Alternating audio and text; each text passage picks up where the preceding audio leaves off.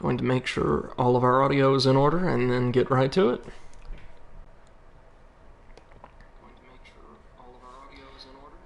You're gonna hear some like feedback, of course. Hold on. Alright, let's bring up that mod view. And looks like we're good to go. One last thing. Gotta crack into this new drink.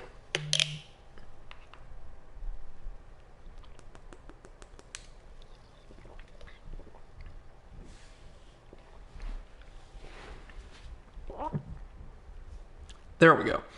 Now we can properly introduce this.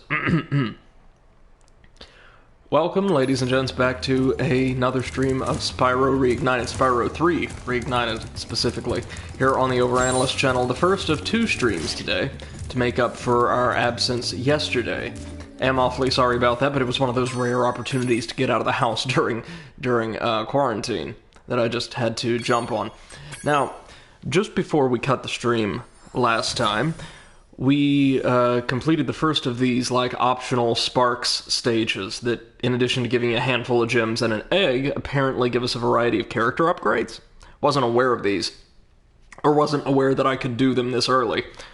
So the first one apparently increased the range at which we can collect gems and other little goodies, which is going to be really handy. Now, since that's so useful... Oh, hey, Nugget, how's it going?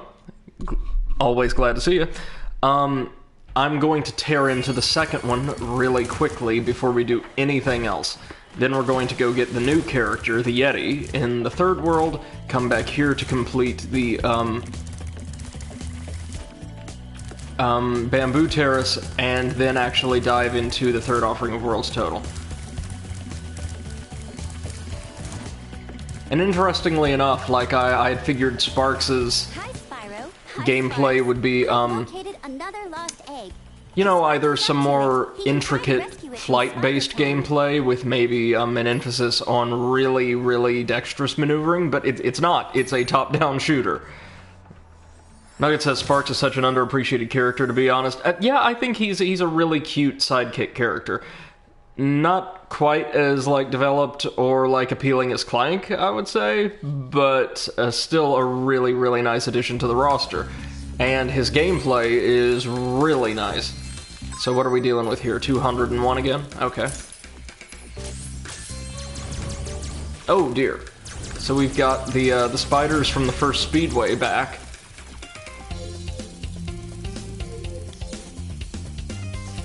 Sparks does all the heavy lifting. Yeah, kind of, really.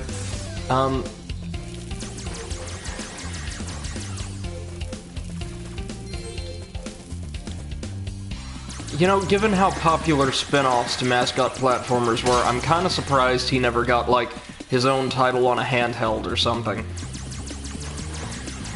A lot of the other popular mascot platformer sidekicks did.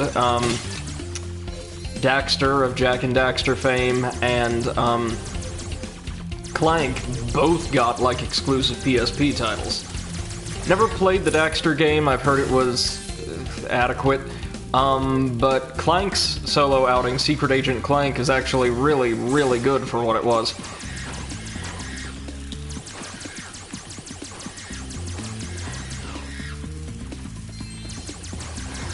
Had this kind of unorthodox, yikes, emphasis on stealth gameplay, but also offered, arena battles, kind of a series staple with Ratchet, and then a variety of highly unusual, like, boss-based, comical, chapters as Captain Quark.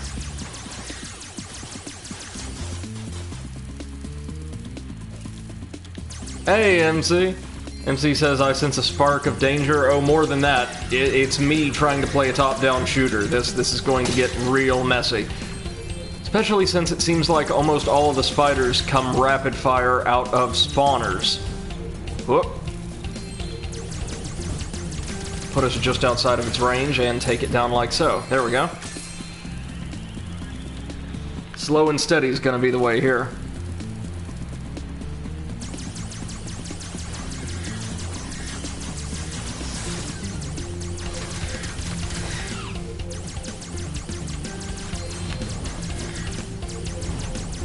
Nugget says, you may be interested to learn, if you didn't already, that Spyro and Crash franchises had crossover games on the handheld.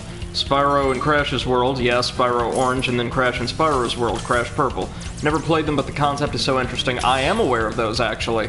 And I've actually heard from people who are fans of both, like popular internet personalities, that they're kind of garbage because they're, like, very clunky minigame compilations each, essentially. Or largely minigame compilations, which is a real shame, seeing as I think I've been told, well, I know for a fact Crash had some very decent, Game Boy, platformers, and like a pretty well-realized transition to 2D of, like, the core formula. Oh, we've got, like, rockets now? Does that... Yeah, that'll do. And apparently there was... I could be thinking of the wrong franchise, but I think Spyro had, like, a solo, handheld game that did okay? Or was okay? I don't know enough to confirm that, but... And yeah, I'm probably going to be missing a lot of power-ups, because again, not really essential, might be now, but... So if this isn't our gate, that would mean the northern one is. Yes? Yes, there we go. Oh, no, you don't? Oh, yikes. Hey!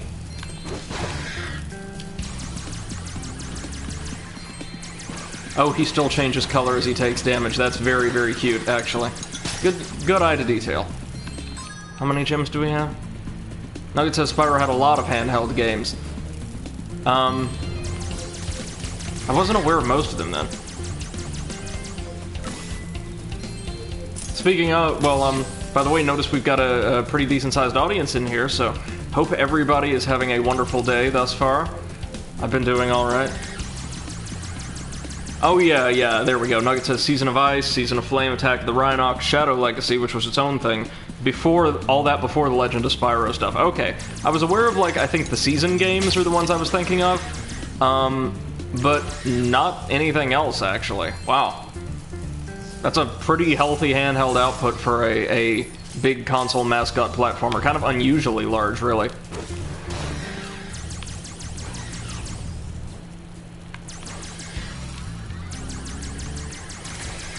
So the spiders, obviously, can put up way more of a fight than the, crawfish ever could. Oh dear. Oh dear.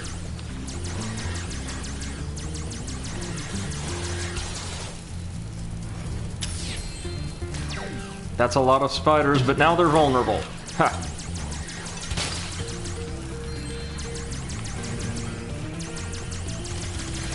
Kind of eager to see what the spider boss is going to look like, or what its different phases are going to do. Probably gonna favor swarming tactics with, like, little mobs, I would imagine.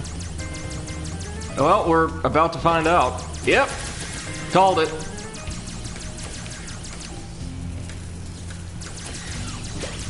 Oh, yikes.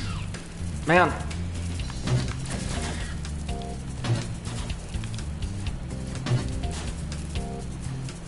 Well, go on then.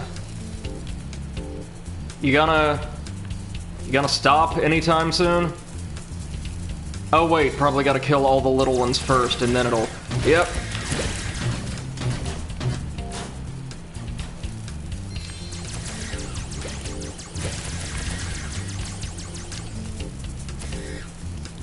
So, the Spider Queen itself doesn't seem to do a whole lot.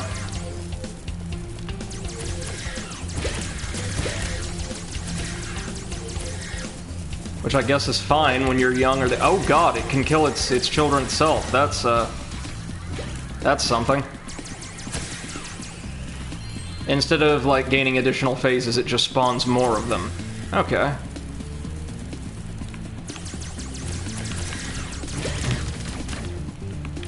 Oh, damn! I ran out of, like, spread shots at the last minute. Jeez. Nugget says, from what I understand, Shadow Legacy was a full Zelda-esque action RPG. I guess it stepped away from a lot of the Spyro formula, much in the same way Hero's Tale did. Okay. Alright, let's do this properly now that we understand what we're doing. And, you know, actually have health. My first run at this with, like, next to no actual health didn't go too badly, I don't think. Huh.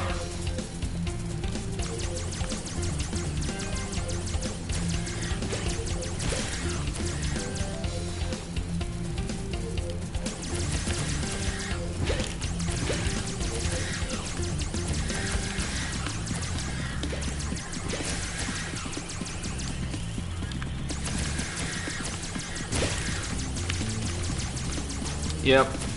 One, maybe two more waves, I think. One. Got it in one. There we go. Not bad. And Nugget also says the other GBA didn't do well, I assume, because they were based on Spyro 4's lore and world building, which, as we know, was not great. Seriously? Enter the Dragonfly was like the basis for several of those games? That's, yikes. Okay, so we are missing a fiver somewhere. MC says child murder is one of the worst crimes. Well, I would say, like, the Spider Queen killed near as many of its young as we did. Also, clearly you do not know Spyro. Spyro kills innocents of any age. Like he's a completely non-discriminatory, like, bringer of atrocity and ruin.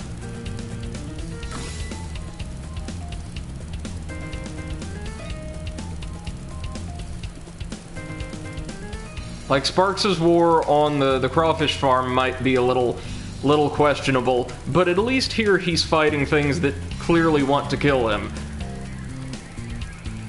There we go!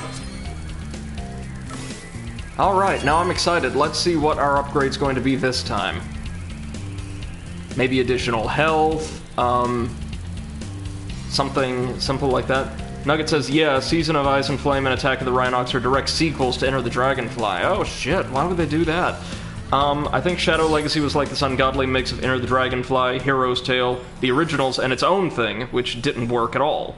Sounds good on paper, but it was all over the place. Yeah, and also, if you want to get that, like, experimental or developmental with your established lore and world building, generally not a good idea to do it on a handheld spin-off. Kingdom Hearts, never learned that lesson, and to this day, titles like 358 Days Over 2, yes, that's the actual name, they put, like, friggin' math in a title, because Kingdom Hearts, nobody understands and or gives a shit. And Chain of Memories are both kind of reviled for introducing a ton of stuff you need to understand the story, but in these, like, handheld little side games, and hold on, we didn't get any kind of upgrade that time. Or maybe you don't receive upgrades with every single stage. Oh well. We got another dragon egg and a handful of gems, so it's worth it, I guess. Now let's pop on over to Evening Lake, and now that we know where it is, enter the Yeti's outpost stage to learn kind of the ins and outs of his control scheme. I'm interested to see what this is like. MC says the multiverse lore of Kingdom Hearts is complex. It really is.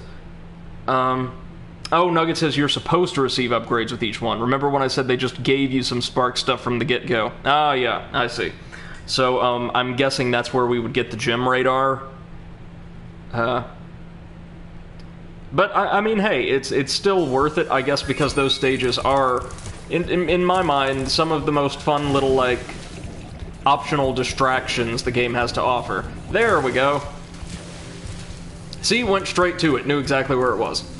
Just that good with my maps, y'all. Alright, let's, see what this Yeti's playstyle is all about. But yeah, so the lore of Kingdom Hearts is really complex, and I have to say I'm not a fan. Not because of the lore itself, but the way it's conveyed in a really obtuse, kind of haphazard style across, like, you know, a dozen plus different games. It's clearly a pretty simple, easy-to-understand story that's simply been bloated beyond the point of toleration. But first, I must attend to my young sibling. I'm afraid he may have gotten himself into trouble during my absence. That is a really cool looking mace. Like, kudos to him. And Nugget says, yeah, the second reward was supposed to be the gem finder. Okay, I gotcha.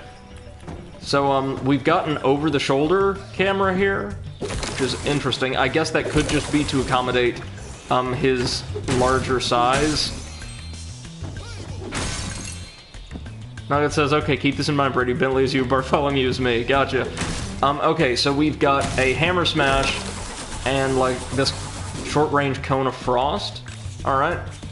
I do appreciate that they alter the camera angle to, like, account for the differences, or the different size of the character's model. It'd be really cool if you smashed that boulder. A swift smack should do the trick. I thought Bentley said he was in trouble. He's totally fine. He's absolutely fine. But, okay, fine. So this is going to be our Murray analog. A slow but satisfyingly powerful big guy. Let's see, you've got a flaming torch. So a cone of frost should... Nope. I guess not. Well, you've got to die then. Oh, I like this.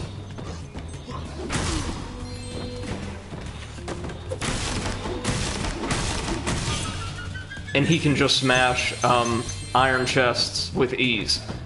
Absolutely no special abilities or maneuvering required. Oh, MC says not a cone of frost, but a shield. Alright. I thought this would be useful for, like, puzzle solving, and probably still will be.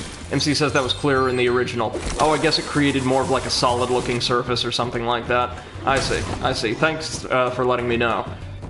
Okay, Bart, what's next? If you use your spin move to deflect the snowball into the gong, I bet we can make the roof cave in. There we go. Oh, what? You...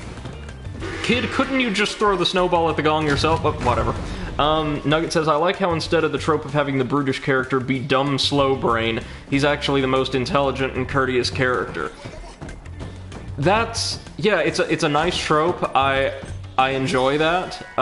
Again, he's very, very reminiscent of Beast, to me. As, like, the massive comic nerd that I am. Or Bane, actually, if you want, like, a villainous example.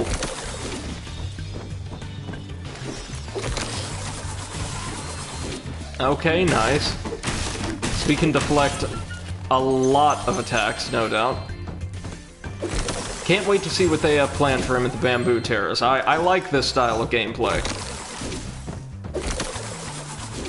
Not sure if I enjoy it. Well, I really like the feel of it. It's hard to compare the different playable characters in terms of quality, because it's like apples and oranges.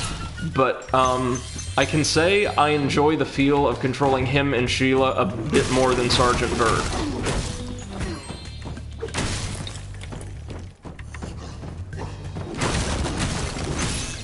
Oh. What on earth? There we go.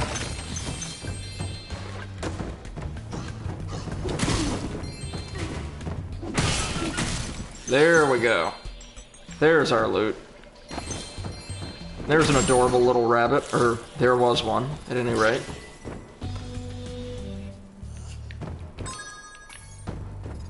I tell you guys, I actually really appreciate having these, first off, thematically appropriate, but also really cleverly designed stages to act as really informal tutorials for each of the new playable characters. I dig that, and I'm also really excited to see what the, Great. I bet we can cross. Why do you have a smartphone? Is that because just that's what the kids do now? Are you playing Fortnite on that phone, boy? Probably are. That's where all of these damn skeletons are learning to floss. Okay. So, I am really interested to see what our final playable character is going to be like. I presume there's one more for the final world. Oh,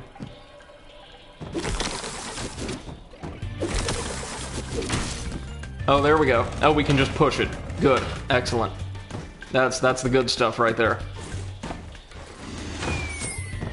Skill point for pushing a box off a cliff. Nice. MC says, what is Fortnite and how do I forget about it? You aren't allowed to. None of us are ever allowed to.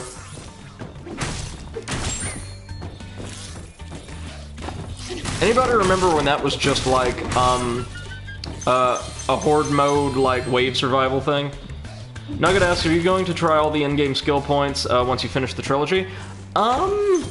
As part of, like, one of those cleanup streams I constantly swear to do but keep putting off, yes. Oh, good. Good. Okay.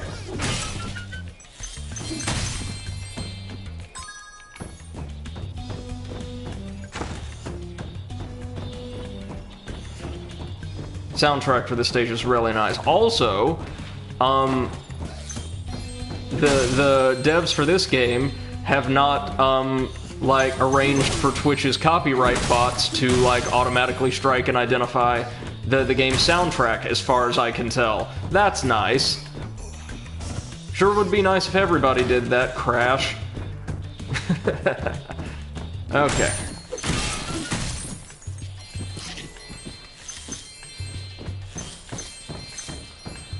No, Nugget, the Shreks were in the first game. And kind of troublingly depicted in the second game. I'm waiting for an egg to be in one of these.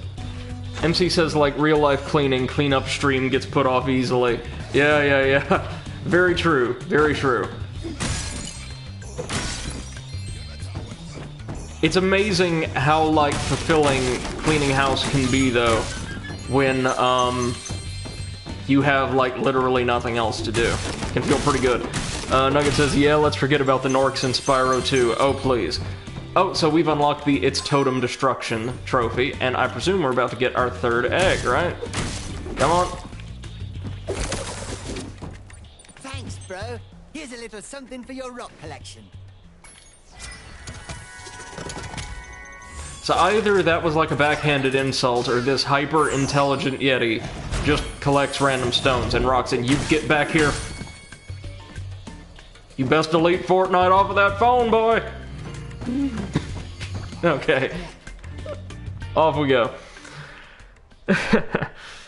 So this is a cool character. I really dig his playstyle.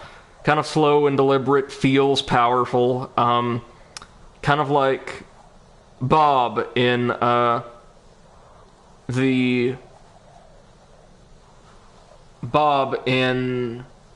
Sly Cooper 4, also developed by Sansaru. The prehistoric Cooper clan member. Nugget says, Bentley's brother is a troll. The voice acting in the original made it much more clear. I gotcha. Yeah, I kind of figured as much. Now, let's head back over to the Bamboo Terrace, and I guess they said smash up the mountaintop or something? That's my kind of challenge.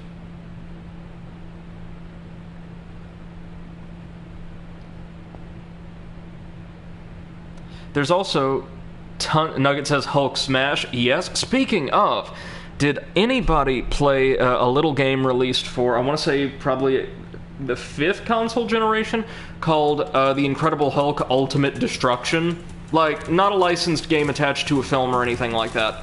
Just a Hulk game that featured an open world, plenty of missions incorporating classic Hulk villains, and a remarkably intricate, like, open-world destruction system.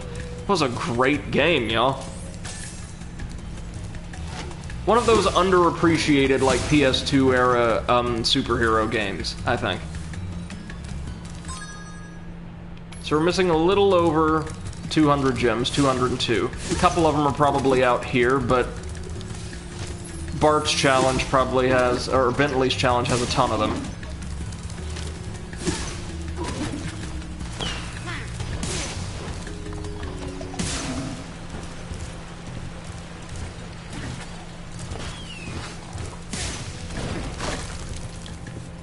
I could do with, like, an entire hub world's worth of stages in this style, if we're being honest. Or hell, an entire game.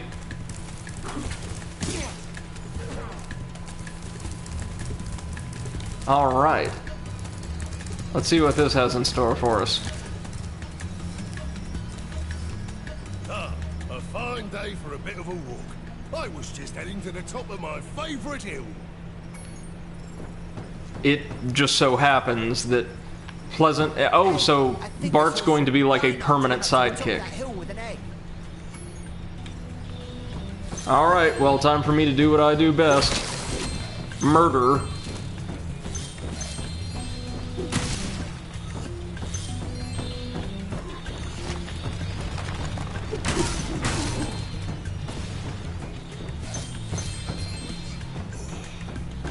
So I doubt we could have deflected the orange.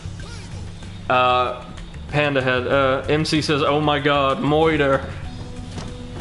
Well, I mean, like, Spyro and friends have racked up a bigger body count than most GTA protagonists at this point, I think.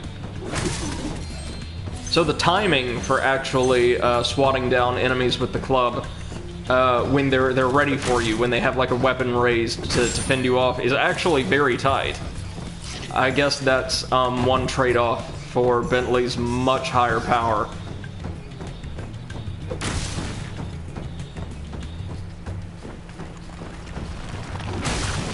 Oh, yeah, that felt so satisfying. Nice. Seriously. Like, what are we supposed to do there? I guess just really watch it.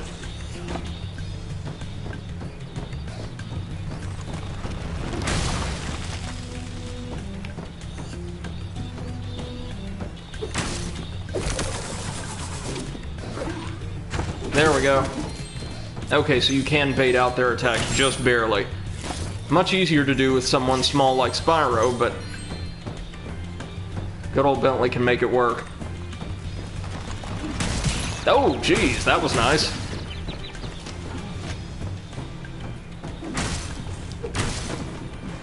Does he have like a specialized aerial attack? No. Hey, yo, Budman, welcome to the stream. I think this might be our first time hearing from you in chat. If so, welcome. So glad to hear from you. Okay, let's bait these out. Good. One more. Probably gonna be a ton of loot in this chest.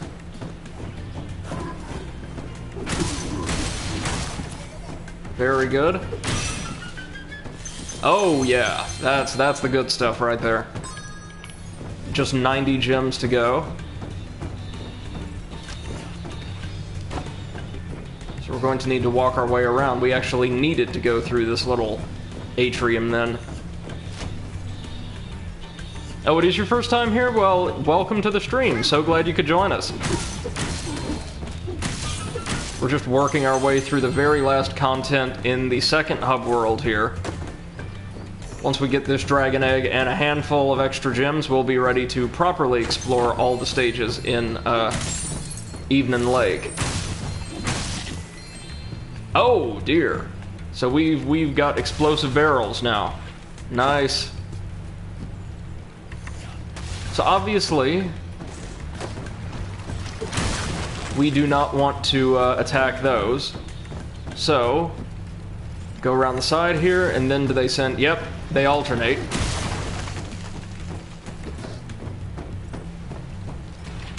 Oh, dang. Very close, though. Very, very close.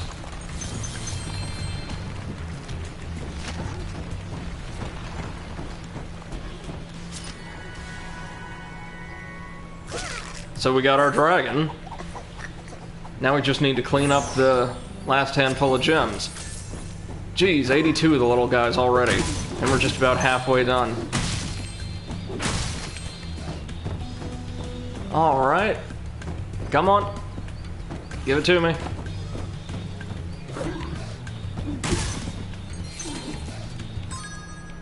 We're down 13. Well, I'm going to go out on a limb and say they're probably not all here. This is a pretty straightforwardly designed area. Yeah, no bots yet. Trust me, if there were bots, I would have much more, far more followers than I currently do. There we go.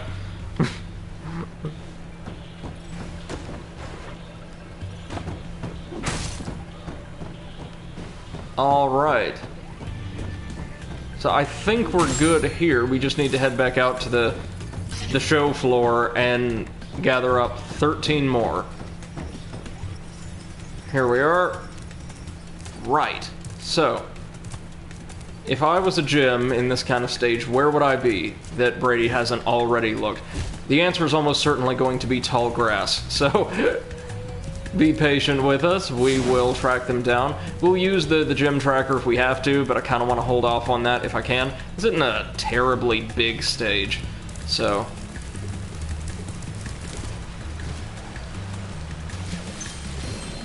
There we go. You're in the base of this waterfall. All of them were. Right on, right on. Oh, Nugget says Brady, Twitch bots are different than the bots. The ones are different than bots people purchase. They just kind of show up themselves on their own for statistics purposes or something like evaluation and data gathering. Right. Usually they've got a name like Electric Longboard or stuff like that. Okay, I gotcha. I gotcha. Didn't know that. Didn't know they would actually appear like in chat. And yes, yo, Budman, you're absolutely right. I do have a fantastic, like, welcoming committee. We've got great folks here. We have a awesome little community. Here, as well as on, like, our teeny tiny little Discord server. Which you're welcome to join. I think there's a link at the bottom of the, information page, if you're interested. Yo, Budman also says, there's also a bot named Feet. Really? Jeez. I guess they want to be really, really obvious when they're, like, present in chat or your stream. So they come up with, like, the most inane names in the world. Nugget says Commander Root is another example, and from the viewer list, it's actually in here right now. It doesn't count toward the viewer count, however. They used to, but not anymore. Gotcha. Well, in that case, greetings to the robots, no doubt constantly monitoring my stream for any, like, soundtracks or things they could mute, probably. Still bitter over Crash. Still bitter over Crash. Okay, so let's see what Evening Lake has to offer properly now that we've done Bentley's level. I'm thinking next should be the Speedway. It's the like Hive or Honeycomb Speedway, I think. And then we can tuck into the 4 or 5 levels this stage, or this world has to offer. Looks like we've got some interesting ones. There is, like, a shipwreck-themed stage, something... I think we have another ice stage in here. I'm not entirely sure. Nugget says, the bots aren't owned by or affiliated with Twitch, actually. They're, like, third parties. It's weird. Okay. So, like, gathering data analytics for, like, independent research projects or things like that, possibly. That's interesting, and also the kind of thing my limited experience with stats definitely could not help me prepare for. Nugget says they have their own channels, and when you go to their channels, it's like a stream of a bunch of data, mostly geolocational stuff, like what countries people are from. It's interesting stuff nonetheless. It sounds like it. Alright, y'all, now that we are ready to forge on, let's dive into the Honey Speedway. If it's anything like the first two, there's gonna be a kind of simple, straightforward, like, comparatively easy obstacle course, or obstacle run, and then a really challenging race. MC sounds potentially dangerous too. Depending on the data and how it's used, maybe? Sounds kind of innocuous to me, but I don't know.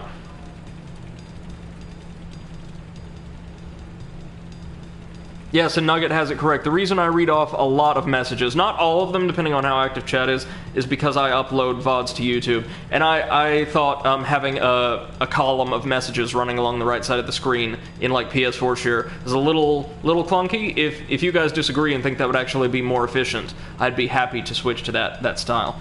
And MC says, points out something valid. Data is sold by everyone nowadays. That's true. We don't know what it's used for. We know it's being gathered, but it's interesting to me, I guess, as somebody, like, trained in very rudimentary quantitative analysis.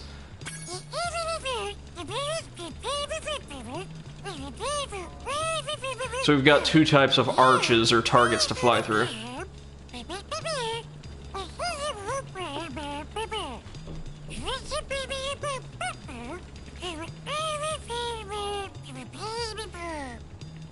So we've got what look like Winnie's Rangers riding motorboats in the background, like some kind of bear gorillas. They even changed the aesthetics of the rings for this race. That's really nice. So now we're supposed to fly through these, right? I actually kind of wish Sparks wouldn't automatically give you, like, not the most efficient, but a perfectly valid, effective order of operations right off the bat. Oh, and Hunter's down there. We're gonna have to remember him for later.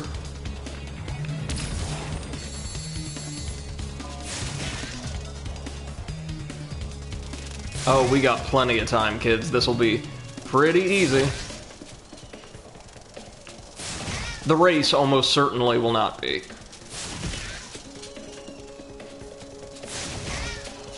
Though, since they introduced the races, I think the purpose of, damn it, the obstacle courses has changed somewhat. If we've always got these, like, not just a checkpoint race, but like a full-on, like, position-based race, it is kind of helpful to have these simpler obstacle runs to sort of give you the lay of the land of the track itself.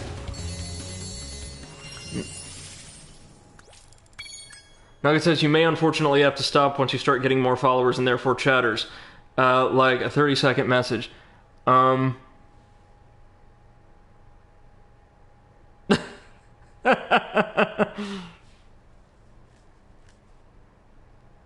MC, that's great. Just couldn't help yourself, could you?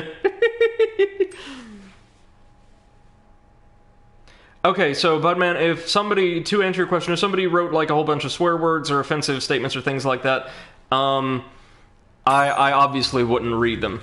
And I wouldn't ever do that kind of thing, so I am selective with what I read.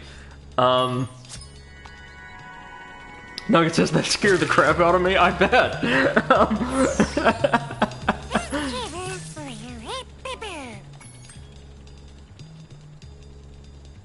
My mods are powerful. Maybe too powerful.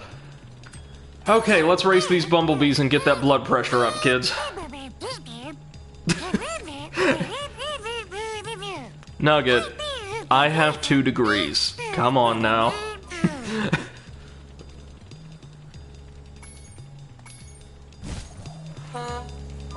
Okay, so we still have missiles. That's a good thing I need in my life. So they seem to be, it could just be the way their animation looks, but they seem to be a little bit slower than the biplanes overall. Oh, that was a speed star we missed. Okay, that's fine. We're learning.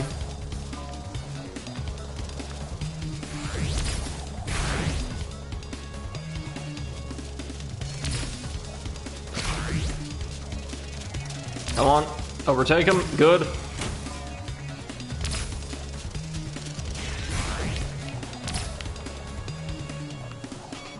We aren't necessarily doing well, but we are doing efficiently.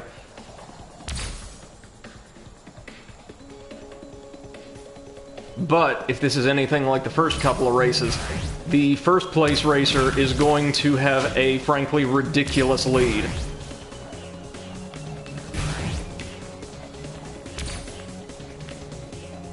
And that, yeah, definitely seems to be the case here.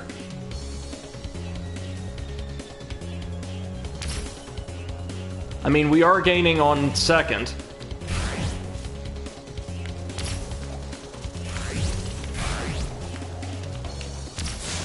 Come on.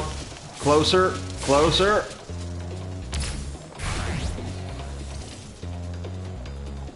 Good, good.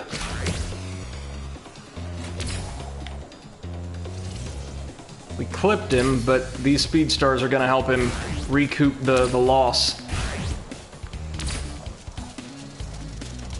We unlocked the real star power trophy for hitting X amount of speed stars, I assume. Good to know, I guess. Oh no, you don't. Ha! We totally killed, like, the momentum from his boost. How do you like that? Let's keep this missile in reserve, because things are about to get real nasty.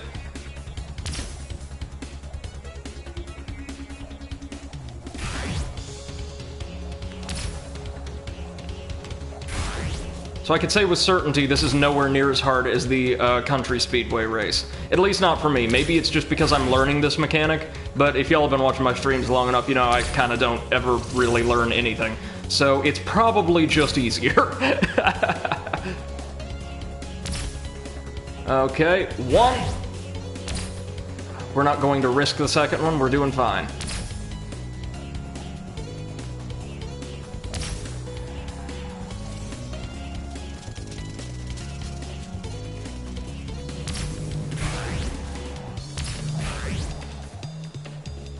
Almost there.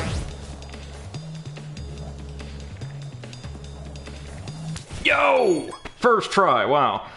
Dearie me.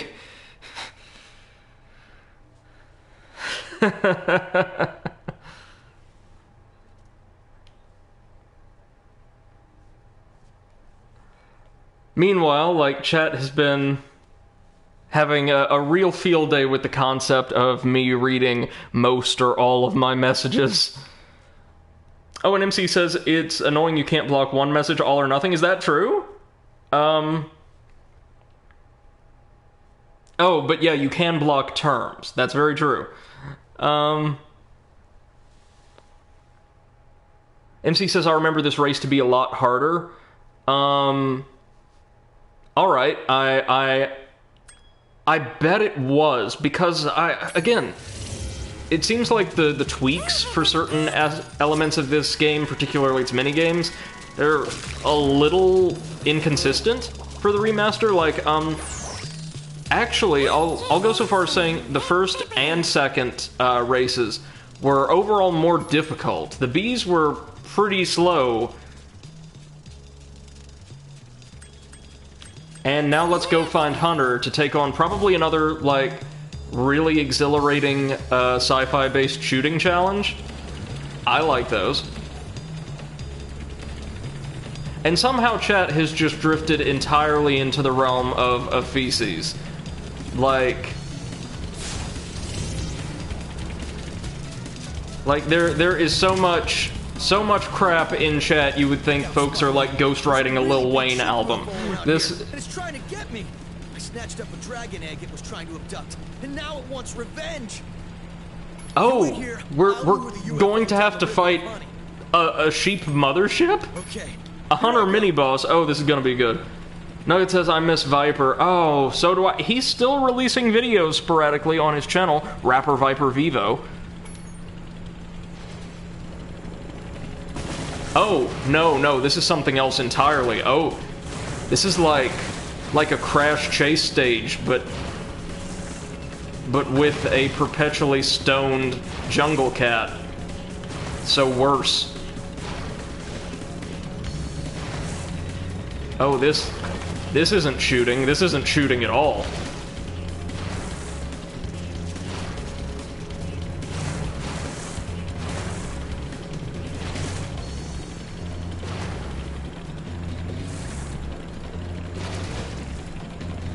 Of course he's wearing sunshades at night while he drives his little speedboat.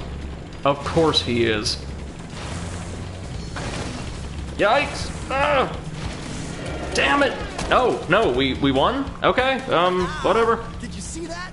Nobody outraces a cheetah. And look, I didn't even drop the egg.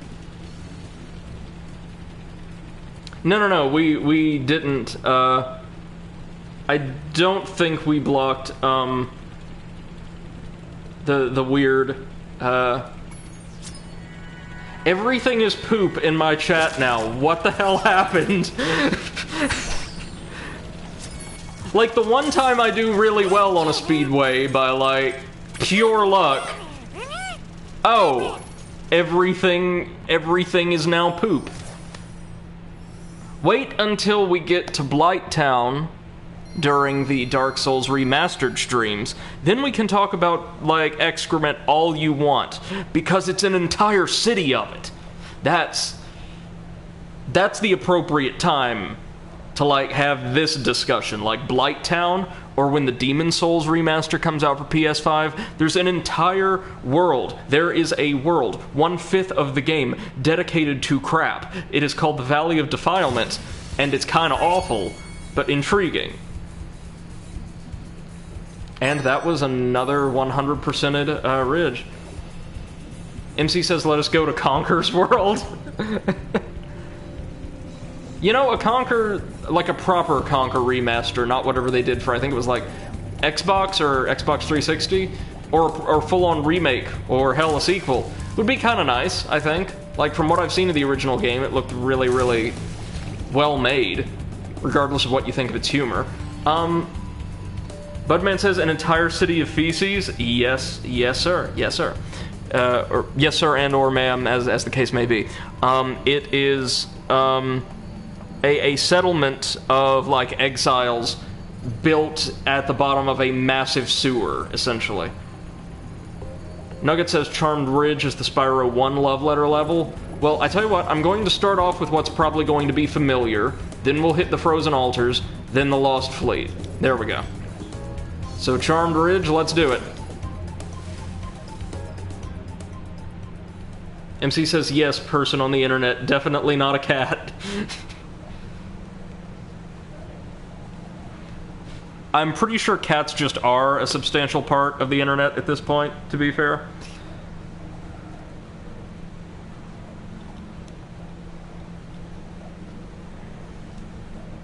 Nugget says you're either going to love or hate this level. I'm probably going to lean towards the former, because I've really enjoyed this game thus far. We urgently need your help. The evil cat wizards of Velenia have stormed our castle and captured our princess. Right. If we don't stop them right away, they'll so it's the fairy homeworld, finally. And we're going to be fighting evil cats. Alright.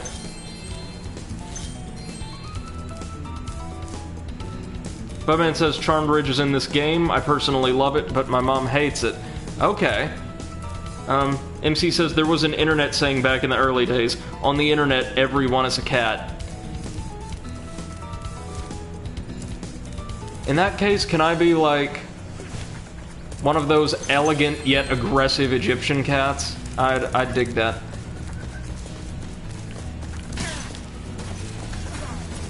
So their pikes are just giant metal fists on sticks. I kind of appreciate that. But also, where are the cat wizards? We've got, like, Rhinoc Knights here serving them, but oh, the sergeant's gonna get some action here. Alright.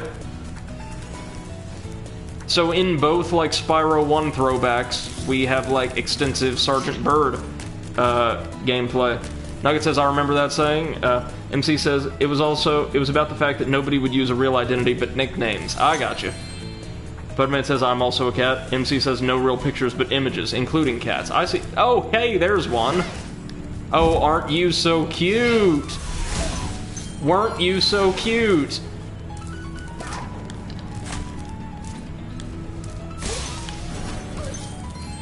There we are. It's interesting, they can enlarge enemies. Ooh, he got that attack out fast. If we don't get to the castle right away, the princess will be forced to marry that loser, Prince Asriel.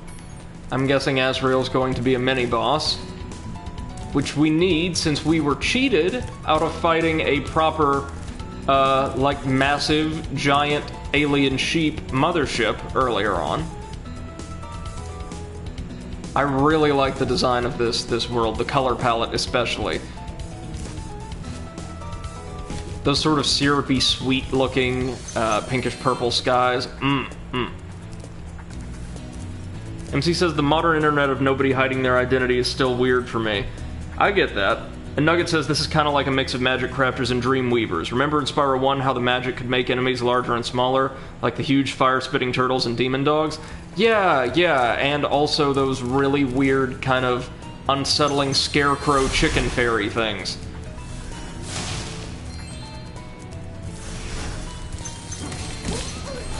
But it looks like, as long as they're enlarging an enemy, the feline wizards are effectively helpless.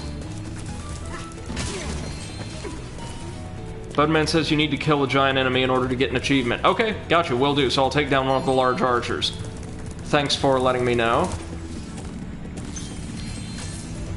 Ah, and much like the druids, they can animate certain parts of the level. So there's a lot to do here.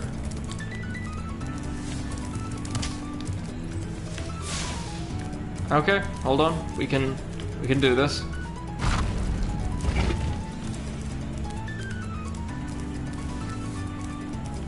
Right, now that we're... Oh, good. Good, you. Well, Spyro, today... Yeah, Nugget says you could still kill the unarmored ones while they're big. Right, I figured as much. The same thing applied to enemies in Spyro 1. MC says the music's also a remix of the first game, right? I think so, actually. It sounds familiar. You have chosen wisely, Spyro. I'll tell the wizards to raise the steps immediately.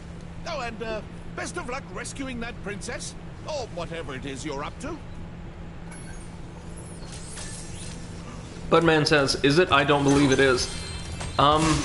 Nugget's, like, probably our resident expert here, so she could tell us for certain, but it sounds familiar. It's incorporating motifs. Yeah, Nugget says the song's its own, but it's reminiscent of Lofty Castle. It uses the same mode, I think. Gotcha.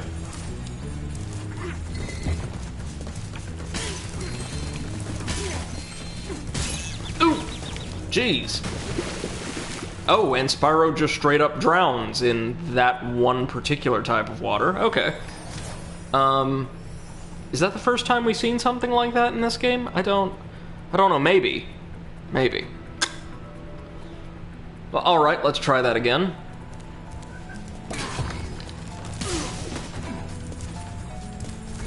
It says, yeah, and the bass line is referencing the original motif from Spyro 1. As are, like, the little synth piano riffs. Oh, no, you don't? Ah!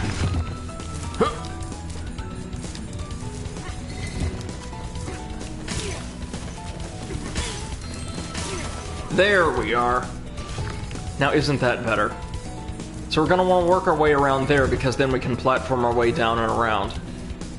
Nugget says it's not the same notes, but it's the same vibra pattern, yeah. Budman says, well, it's not water, it's blue lava. It's something, man. It's enchanted, and as we know, magic is bad for Spyro. Actually, you know, we were having this discussion about, like, Spyro's size and overall design a couple streams ago. Hold up, I see a dragon egg, and probably the pathway to get to those platforms. And I've been looking in my spare time through, like, Pathfinder bestiaries, because I'm a nerd. Oh, look, they even brought these things back from Spyro 2. And his design's actually highly evocative of, like, a sort of stereotypical fairy dragon. Get right down to the small wingspan, overall compact size, expressive eyes, bright colors, the whole nine. Nugget says acid, or magical goop. Budman says, yeah, so is acid basically every harmful fluid that isn't lava? In, like, platformers, it's usually either acid or some kind of toxin, like a poison. Oh, look at that, there's even reds on top of that dilapidated tower. Nugget says, acid, the goop, lava, and water all have different textures in Reignited. Yeah, I noticed. And Budman says, because there's also green and purple water that hurts you. I think the latter are like toxins. Or are toxin, I should say. So this is going to allow us to crack that iron chest, right? Oh, whoops. That was not the guy controlling the tower. Oh wait, no, the firework took care of that. What am I thinking? I'm not thinking, that's the problem. Whoop. Okay.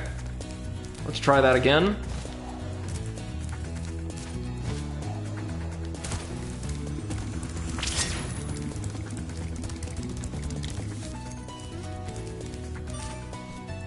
We can use this to take out... Damn it.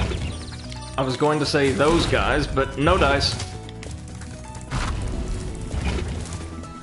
There is something we need to do down there still, though, I think.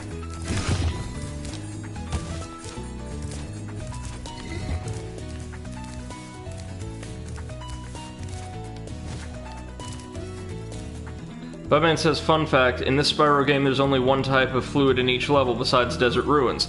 Okay, interesting to know, but yeah, that actually does check out, I think, with what I've seen so far.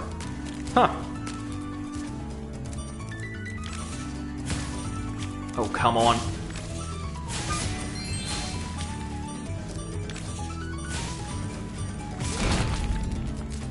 There we go. Now over here.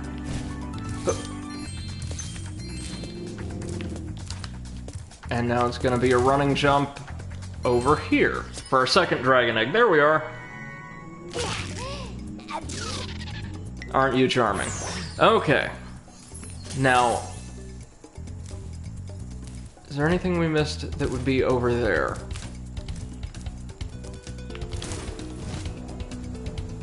No. Not that I can see. Nugget says the layout of this level is so unique. It's much larger than a lot of the other stages so far, just based off what I've seen, and I really appreciate that.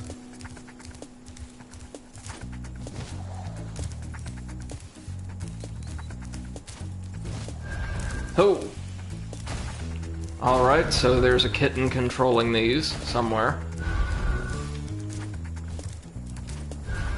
There's no time to lose. Prince Azrael and his cat armies are about to steal a poor princess. Well, actually, they're mostly Rhinoc armies, but point taken. On it. Let's gather up a few gems first. How many do we have, by the way? Closing in on half. And I'm sure a ton of them are going to be exclusive to Sergeant Bird.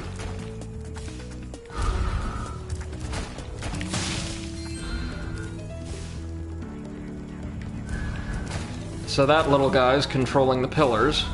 Let's work our way around to him and probably, based on the design so far, pick up another dragon egg since there were so many of them elsewhere. Oh.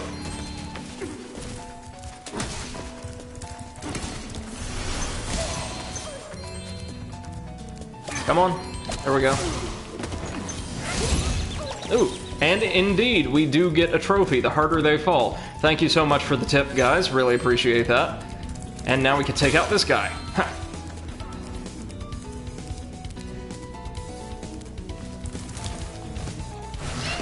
Ooh! Damn it! That's nasty. Okay. So we're probably gonna have to swerve our way out of that, because the cat wizards can get their attacks off really quickly. Really, really quickly. Even compared to the Rhinocs. Because, normally, I'd be tempted to just leave an enemy like that, but he's got probably one red gem that we're gonna need. There we are.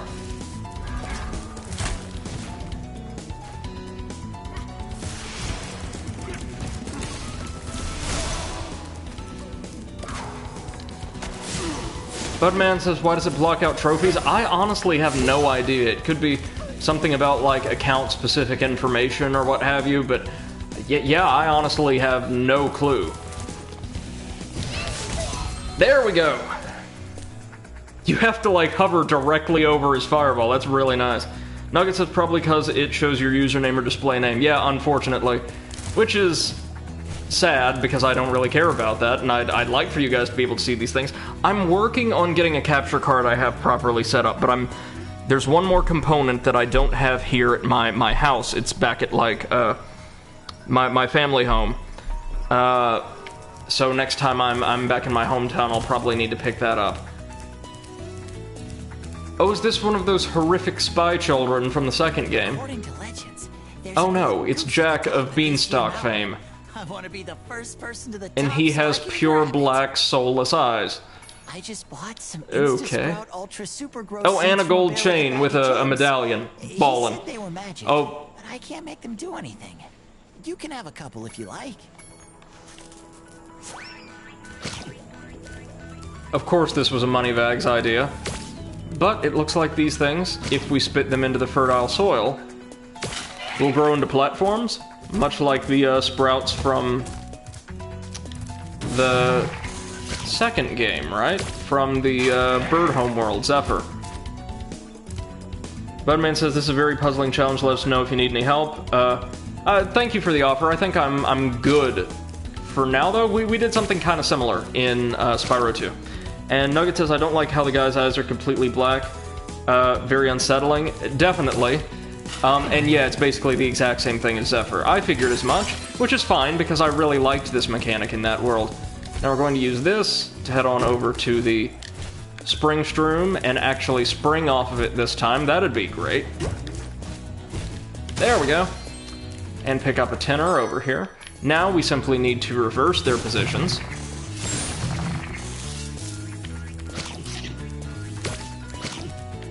Oh, for God's sake.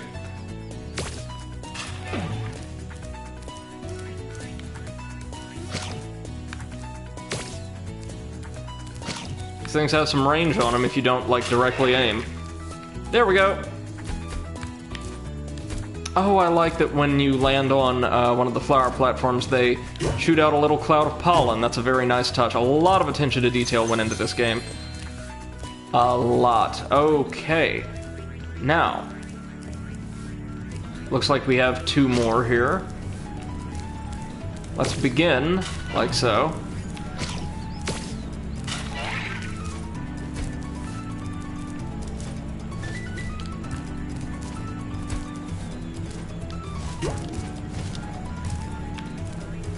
So we've got a chest in there, and a third seed here. We're going to want to spit that down. And reverse positions.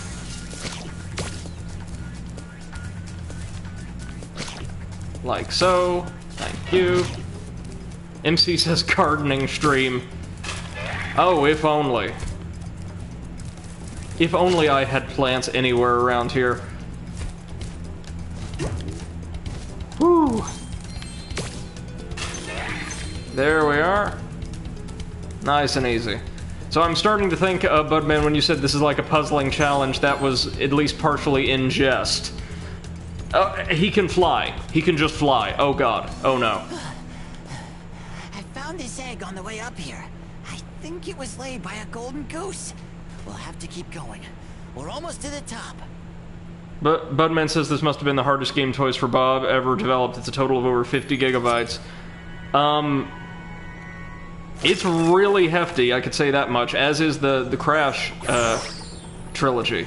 But I mean, well worth it. Well worth the system space. Sure, thank you. I will gladly take these for another, goose egg.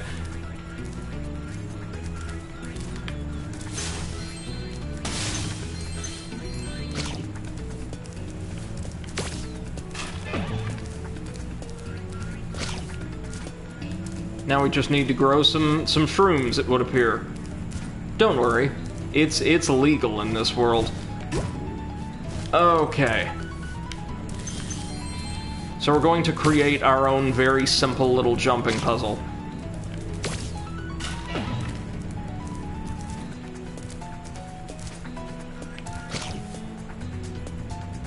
Yeah, honestly, Nugget says the size is because it's 3 games. It's amazing, honestly.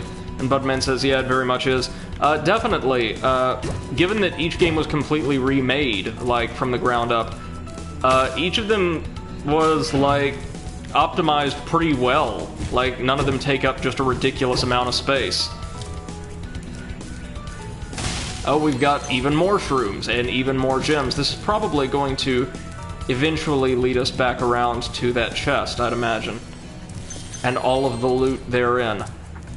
Okay. So what do we want to do here?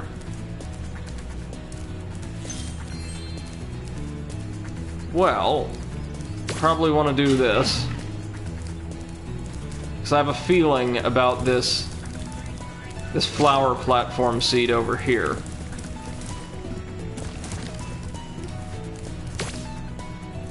Let me see if it holds weight, however.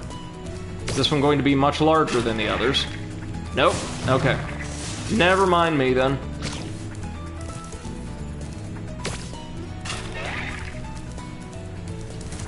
Might need to move those around a bit, because...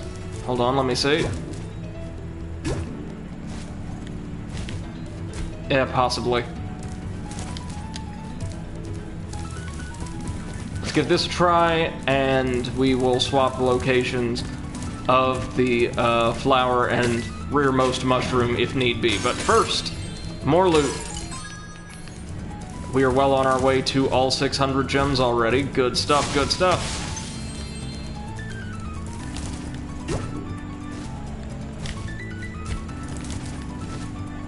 Yep, we're gonna have to swap those two.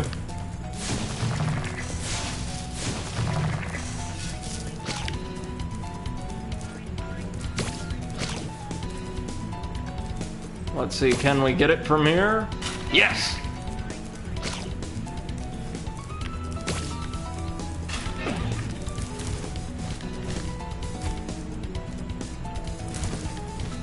Or no, not exactly. So these seem to be roughly the same height. Huh.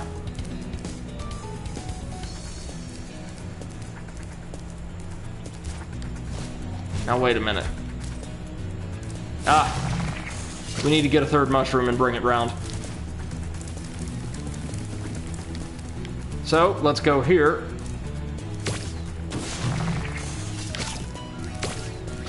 Take that. Put this one... No. Whew, that was close. We're going to take this one and spit it right there. There we go.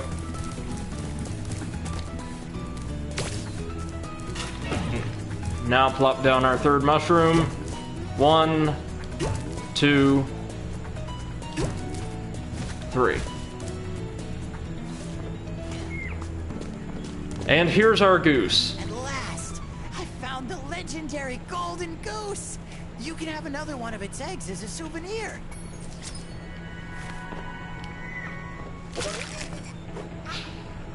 That is the worst souvenir, thank you. Alright, so if we smash through here, perhaps we access that, yeah, the chest in the tower. Oh, that's satisfying. Would have been better if we landed straight on it, but ooh, there's a 25. Yes. Oh, check that out, y'all. We are just 100 gems short. And this is before fighting the mid-boss, hopefully. Or mini-boss, and getting to Sergeant Bird section. Thank you, Nugget. I appreciate the celebration. It's satisfying to actually do something right on the first try. That's a new feeling. Okay. Huh. Huh.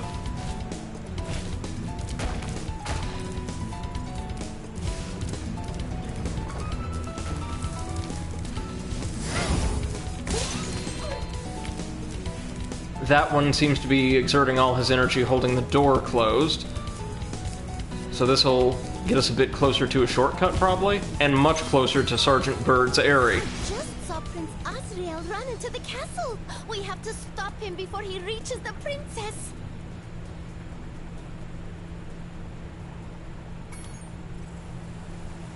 Nugget says it's really satisfying to watch blind playthroughs when the person is actually competent, as you're like 1,000 times more competent than I am. Well, thank you so much, but having seen your Spyro streams, well, many of your streams in general, I can affirm that's definitely not true in the least. I'm not competent so much as I am maybe efficient. That grad school mentality.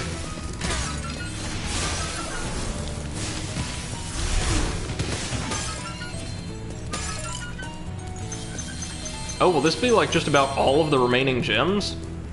If not, y'all, it'll be really close.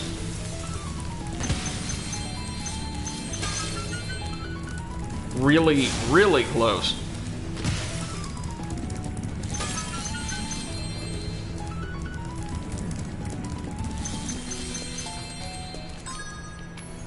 Yeah, we are 33 down, looks like. There we go. And we've opened the pathway to the princess and the tiny little cat prince. Hi, Spyro. Isn't Prince Asriel just... Nugget says, well, I'm good with Spyro because I already know what to do. I suck at new games. I don't think that's necessarily true based on what I've seen, but it's not the ideas I have a problem with. I'm really good at coming up with ideas to solve problems. It's usually just the execution motor skill stuff. Okay. So, okay, it's a totally willing marriage. That's really nice, actually, meaning this entire invasion was for nothing. And again, we just murdered a bunch of innocent people because that's what Spyro does. Oh, he's got a Meowder cycle. That is so rad. Okay.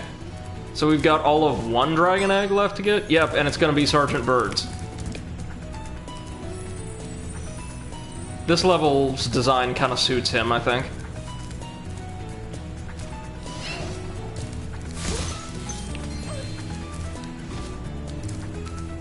Oh, one of you.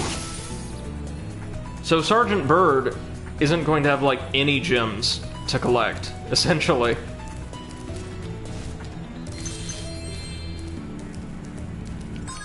Like, literally not a one.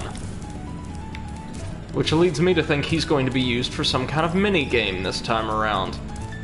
Oh dear. I'm getting horrible flashbacks to our last side character minigame. Oh no.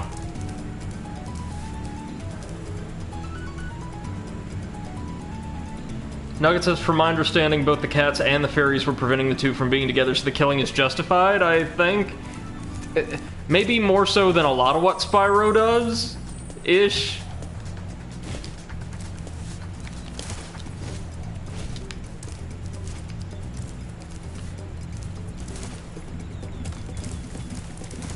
And so I guess the Rhinox are here, like, as a complete and total third party. Oh, it would be so nice if I actually paid attention to where that vase went. Oh, well, not really an issue now. So now it's directly across the way.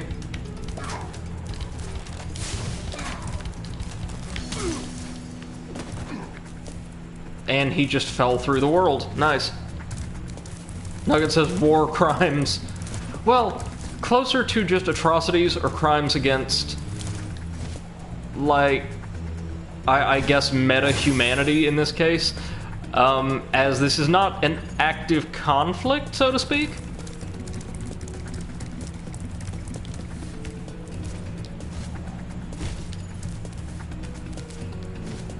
Alright, now we need to go to, I think it materialized in one of the caves.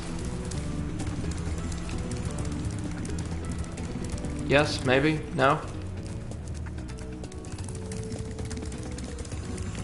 Oh, Brady, why don't you ever pay attention? Okay.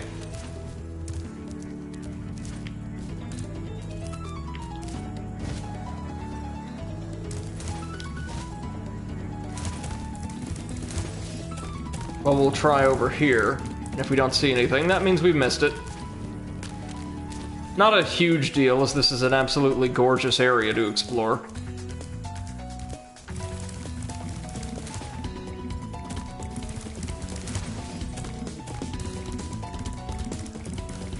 There it is. Now it's going to teleport to that platform, right? No. Closer to the entrance of the stage. So, compared to Spyro 2, there aren't as many of these little mystery vases around, but you have to chase each of them to far more destinations. I think the average in Spyro 2 was something like 4 different rallies, and then it would shatter. Here, we've got, like, on average about 6 or 7. So it should be in one of these little alcoves, right? Yep. And now it's back at the absolute start of the stage. So, almost there. And this should have all of our remaining gems, I think.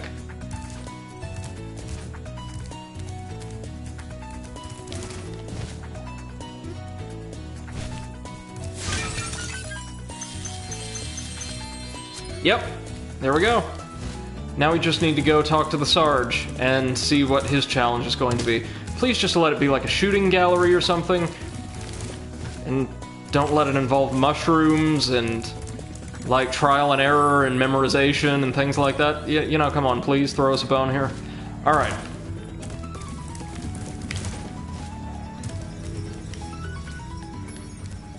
Good day, Spyro. I'd like to stay and chat, but I'm late for a, an engagement with a fairy friend of mine. Just a friend, you understand. Strictly platonic relationship. Certainly not a violation of military protocol whatsoever. What? What are you giving me that look for?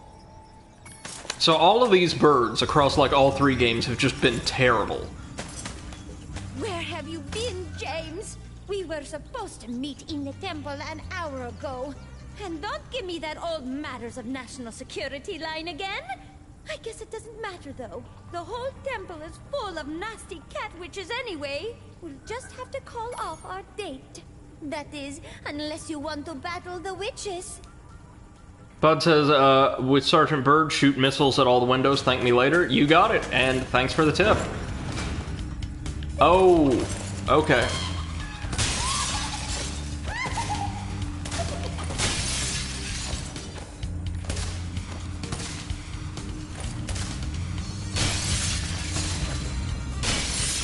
Oh, a skill point. Lovely. Thank you so much.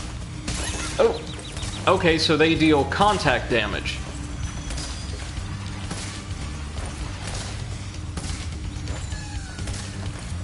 So really, this is going to be a game of evasion more than anything else.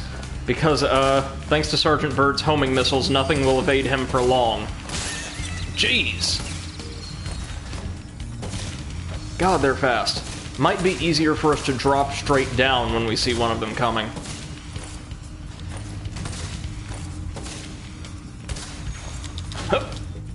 So, Wave 1. Rocket launchers aren't just for show after all. Well, I just hope Nugget says, only do it if you're low on health, unless that's not a thing anymore. Skill points used to give butterflies, but I guess they don't anymore. I see. And Budman says, just make sure you do it before the challenge ends. Okay. Well, I think we have a better idea of what we're supposed to do now, and how to avoid them, unless they gain new attacks.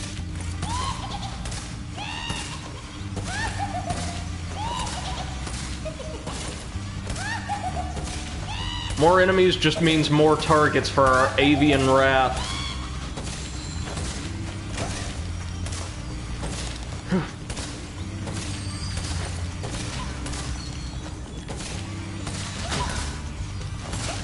Come on, Sarge. Cool under pressure. You can do this.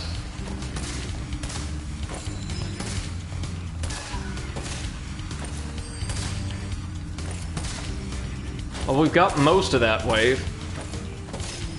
As their poor little bodies just go crashing to the floor, this is...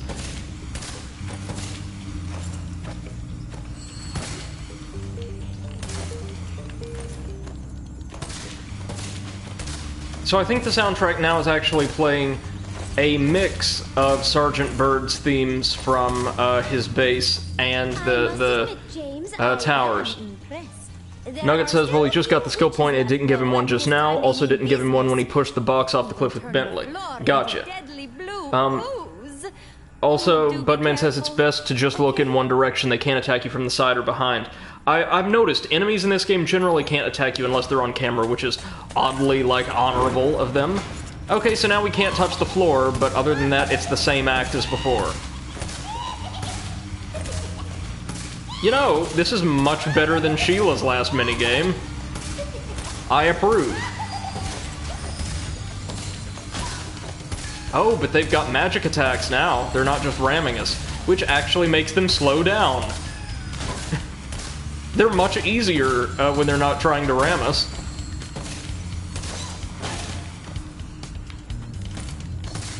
Fireballs are much slower as well. And again, as it seems like we've got some more viewers in this afternoon, whether you're active in chat or just along for the ride watching, I want to thank you so much for your patronage. Welcome to the stream. I'm glad you're with us this afternoon. And I hope everybody's having a wonderful day so far. First, I have a present for you. So this is about to get real gross real quick. We're going to take this dragon egg and head on back to the homeworld. Budman says in a prototype of the original Spyro 3, the blue water is green, I think. Oh, did you guys also know there is an effective, like, beta test copy of almost the entirety of the maligned party game Crash Bash available to play, I believe, on a PS1 disc of Spyro 3? That is apparently a thing. Like, there is a demo for Crash Bash included on, like, PS1 releases of Year of the Dragon, or whatever this game's full name is, and you can actually enter in a code. This was unintentional. It was accidentally left in, like, the developer copy of the demo, or that was shipped with the stuff. You can enter a certain code and access, like, a beta or a debug menu that gives you access to almost all of the content in the final release of Crash Bash on the spot. You miss apparently just a few mini-games, most of which are just reskins of old mini-games, and a boss or two. Other than that, you have an entire party game available for play, along with a PS1 copy of Year of the Dragon. Alrighty, folks, next up I think we're going to take on the Frozen Altars. So like a vaguely Mesoamerican ice stage, looks like. So I actually really dig the last stage. It was way more enjoyable for me, anyway, than the first Spyro 1 throwback level, and not just because there wasn't a flossing skeleton. That was a huge contributing factor, but not the only contributing factor. Welcome to Frozen Altars, Spyro. Oh, we've got more On behalf fairies. of Nice. these fairies, I want to grant you a special power for as long as you stay in our world. Do we have snow breath? Ice breath? Yes! Oh, look at the visual effects on that, kids. We got this for a very brief period, or something similar. In a single stage in Spyro 2, I want to say? Oh, the music for this world's amazing.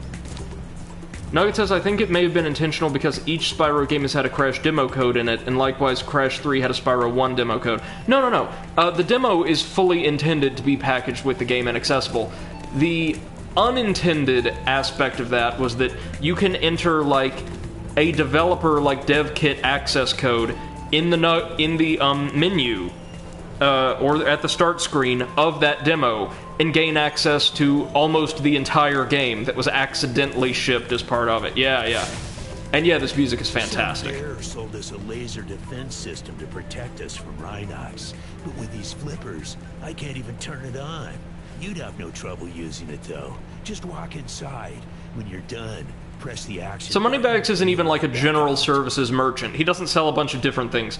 He is explicitly a slaver and an arms trader. That's pretty much all we've seen him do. But okay, we've got like a laser defense grid available. Oh, no, you don't. Oh, you got some range on you. More than usual, I think. Now, no doubt we're going to have to freeze some things to solve puzzles, but... And I'm fairly certain our buddy Bentley might make another appearance.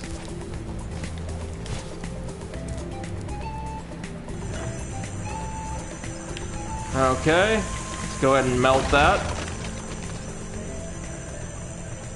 Oh, and we could have used it to, like, zap the Rhinox as well. That's a shame, but live and learn, you know?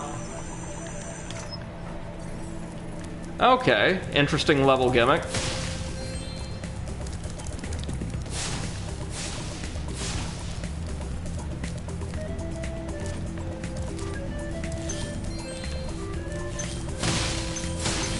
Oh, yeah, this is really nice. I'm sorry, I'm just, like, taking this music in. It's good stuff, y'all.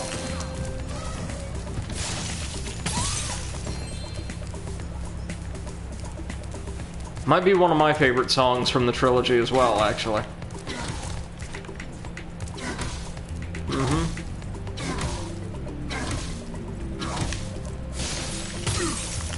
Nugget says you should flip over to the original OST for a second. It's very nice. You got it. Very briefly, because I do say I vastly prefer the original soundtrack, but it's got a slightly different mix that's also very good. Yeah.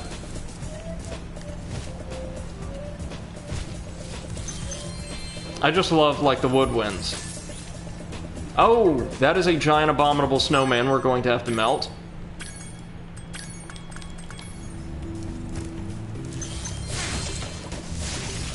It's just so happy. I dig it. Oh, dragon egg. Wait. I don't know if we can access it from here, but let's estimate. No. Not yet, but we'll remember that it's there. Eustace and I were having a snowman building competition when the sorceress brought them to life with a spell. Since then, they've been stomping around, building ice walls, and generally causing trouble. What a chill penguin.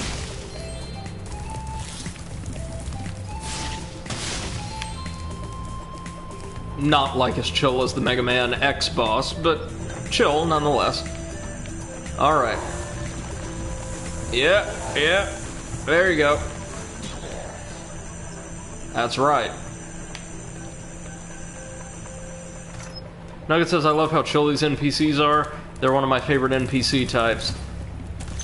Well, they also, like, just based off of what I've heard, have some of the better voice acting in the game. To be fair, the fairies did as well. This game's voice acting, or the Reignited voice acting, is better than Spyro 2 Reignited, I'll say, I think. Nugget says, hey Brady, next snowman you see, you should try walking near it before you destroy it. One of the funniest things in the game, in my opinion. Maybe. Or maybe, like, my Spyro, like myself, is extremely averse to pain. There we go. Whew.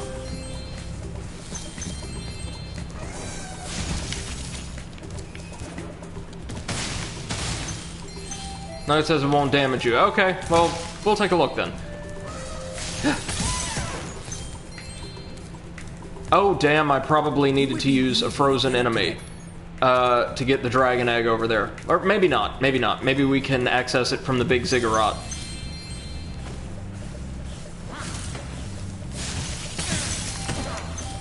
The color palette for the interior structures is very nice as well.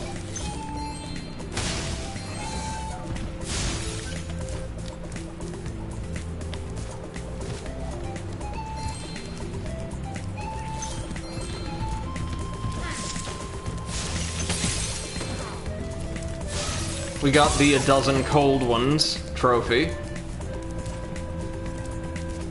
Nugget says, none of the 3 Spyro enemies will ever soft lock you for killing enemies. I got you. Good to know.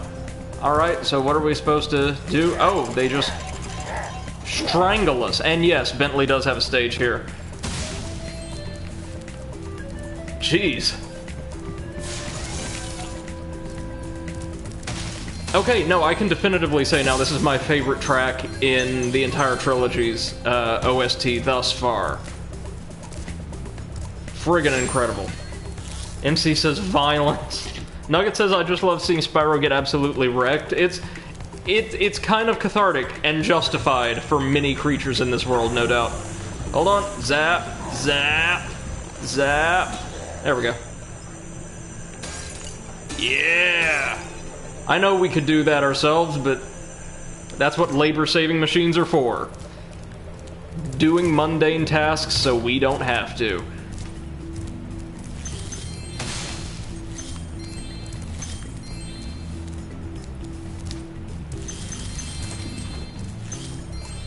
Again, this sounds like something you would hear in a very jaunty nature documentary. Okay, so Jackass the Pooh's back, no doubt hungry for more gems. There's something significant beyond that gate, no doubt, but first let's clear out this little courtyard. Oh wait, dude, hold on. Do we get gems for destroying the little flame vents that the Rhinox pitch the fireballs from? No, we do not. Okay, just checking.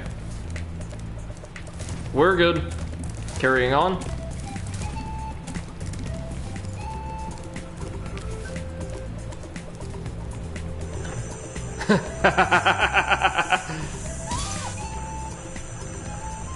Jeez, we're evaporating.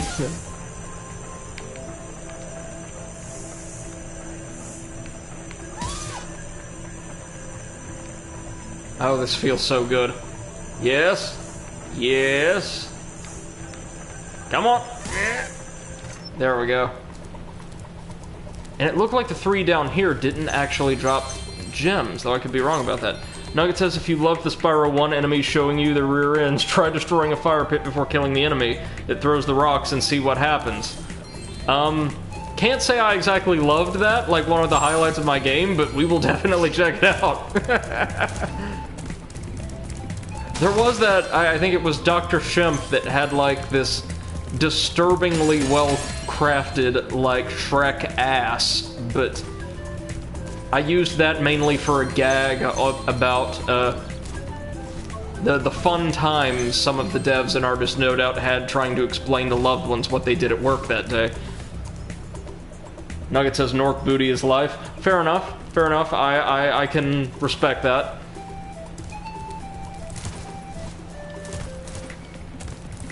Okay. Let's see what you want first. This is clearly like a side area portal. Aren't you? As you probably know, Frozen Altars is the birthplace of the great sport of cat hockey. Today's Cat match hockey? is sold out, of course, but I just happen to have a spare ticket. Nugget says Rhinoc booty is also life. Are either of them also real dads? So, he's a ticket scalper too. Good. I've even placed a little wager on the Rhinoc team. Let's just hope the local team doesn't have any last-minute accidents. Oh, you are so vile. This guy might give us an egg? Yeah. Why don't you take this? The Rhinocs were trying to fry it with a laser, but you stopped him just in time. Great.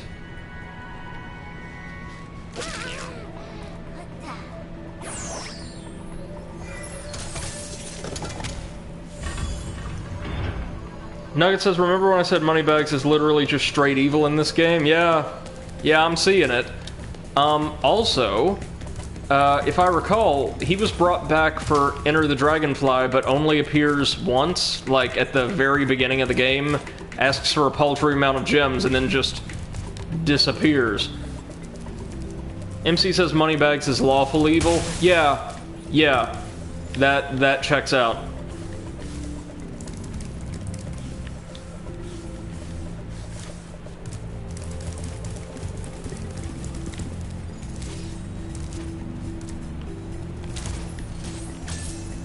Oh, hell, we needed to use enemies to get up there, no doubt.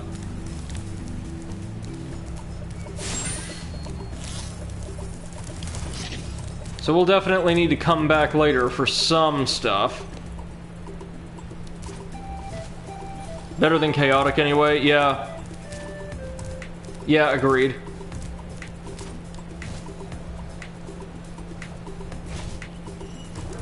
Nugget says he's neutral evil because he only cares about his own whims. The sorceress is merely a pawn to him, therefore he's not lawful. He doesn't have any kind of personal code he strictly adheres to. He'll do whatever it takes to get his way. Got some in-depth character analysis going on here. I like it. Well, no, wait. If we go into a side portal, some of the enemies may respawn?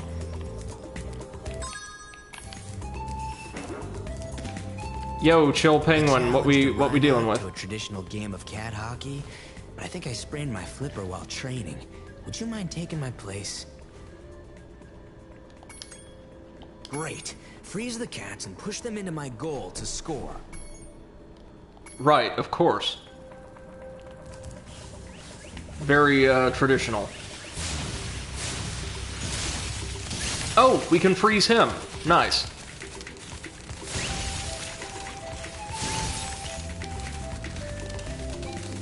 Oh, but we also...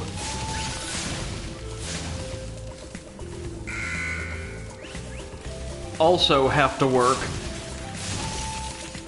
with this game's ice physics. Oh dear. There's one. No, no, no. Oh, I love that you can always interfere with the competition. Let's see, I'm curious. Do we get any points for... It'd be great if you could, like, score using the opposing goalie. Or, the opposing player, rather. There are no goalies, unlike in weird monastic hockey from Spyro 2.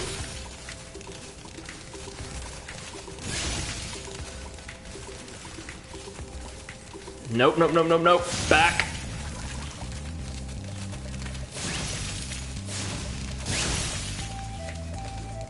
To the scratching post with you. Away. away. There we go. Not bad at all. Well done. I think you deserve to keep the Is there going to be a Champions Cup. second round? Many of these minigames have like a second, slightly harder variant. Oh, that was fun. You gave that Rhinoc. Oh no, we're good. All right.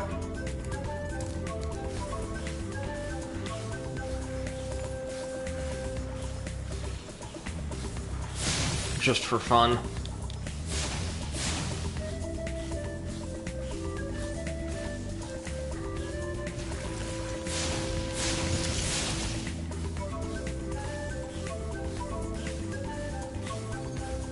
God, this music. That's gonna be like my entire commentary for this level, just drooling over the soundtrack. So, none of our enemies respawned, which is a problem. So tell you what we're gonna do. We're gonna return home, then immediately come back to gather up the last of the eggs and gems in this open world, including, MC says Brady attempting to score the competition. Well, of course I was gonna see if they'd let me. There might be like a skill point or something attached to that, and it's funny. Nugget says they dropped the ball on the Ba dragon egg. In the original, when the dragon hatched, it was actually a sheep, then revealed it was wearing a sheep suit. Oh. Well, that's a shame. That actually sounds like a darling visual gag. So we are going to need to freeze enemies to access the big central ziggurat, which probably has an egg atop it, and the dragon egg on like the little island off to the side. What is this? What? No. Idiot.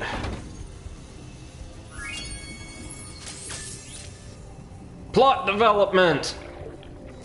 We could rescue him, but no.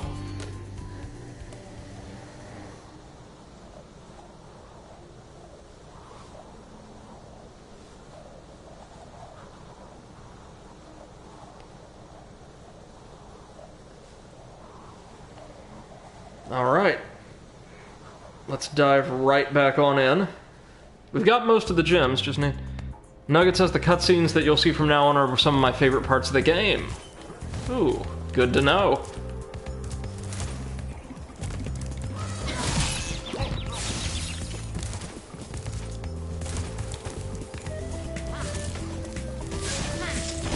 Hup.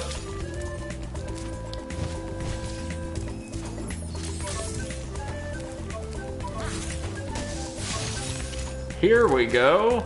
That's a bit more like it, y'all.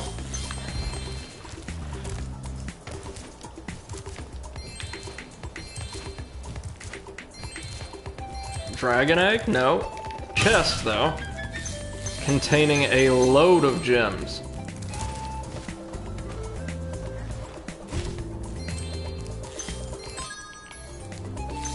We've already got almost all the gems in this world, that's nice.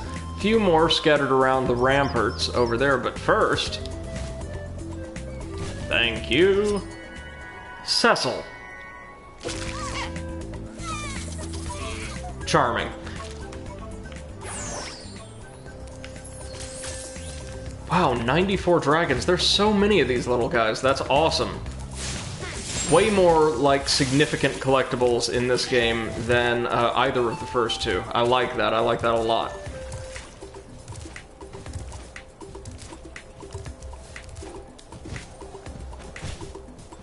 Are these our remaining gems, like all of them? They just may be. And indeed they are. Awesome. Now, we still have a whopping 3 dragon eggs to collect, and I want to assume at least one of them is going to be here in the overworld. Now, before we do anything like that, though, let's tackle Bentley's section after Spyro gets his neck wrong. Okay.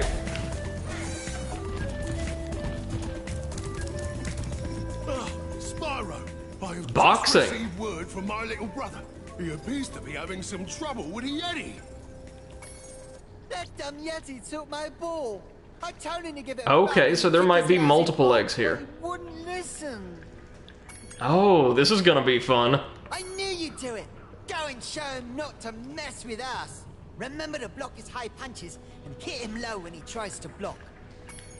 Okay, so X is for low punches, circle for hooks, and triangle button for blocks. Okay. This is probably going to take some learning, but... Good. Body blow. Those are high punches, are they?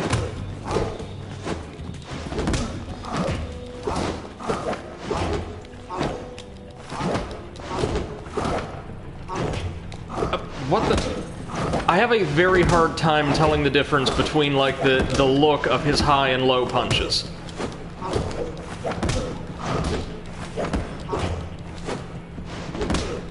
We're winning, though, despite my general lack of skill.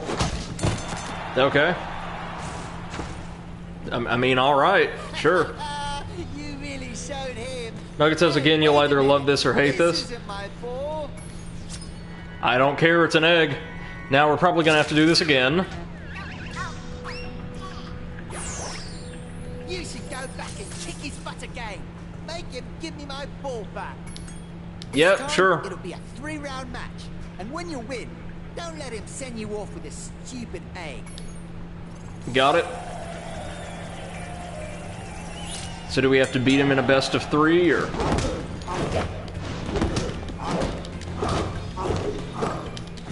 Again, the difference between his high and low punches is visually incredibly hard to discern. Oh god.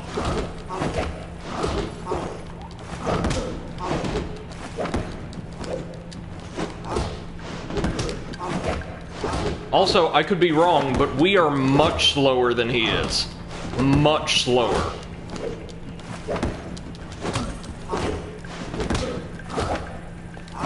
Oh god, no.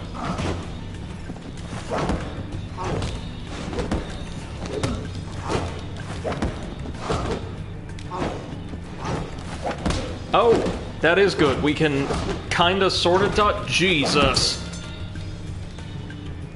Only 2 more rounds.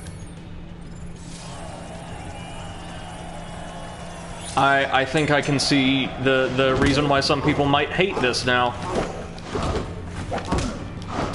He's so goddamn fast.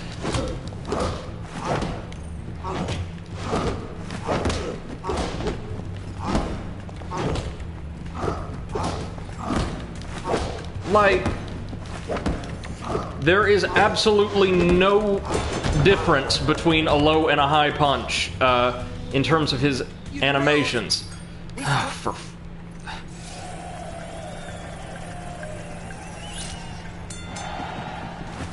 Oh, hey, Salvar, good to see you, man.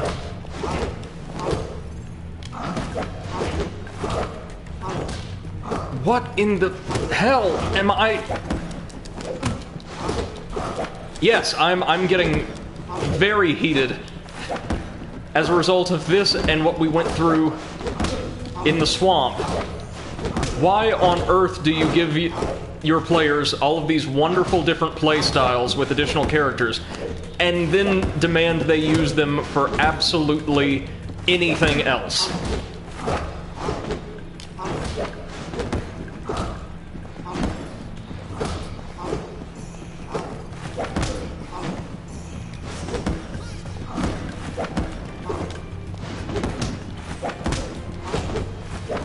Oh, and now he's got like 3 times as much health as he did in the first round. Because of course he does. Only 2 more rounds. And I'm gonna have to do this 3 times, aren't I?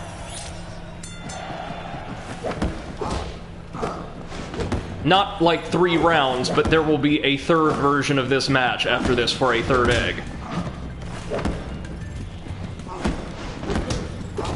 Okay, so we found a strategy that's working, but probably just not fast enough. Wait for him to whiff a hook and counter with one of our own. That kinda sorta works. How did you get so much better at boxing after getting a concussion? Like, that's not how it works. Okay. Stick and move. Stick and move.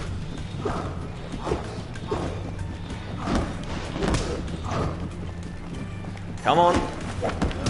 Don't want to get greedy, but we can end it here. Or not. Or we can just not. This is the last round. Finish him off. Nugget says this was actually easier in the original, and yeah, no, you say nobody tell him, but I can figure, since we've got all the gems, and we saw more or less everything in the overworld, there is a third version of this, and it's gonna be even harder.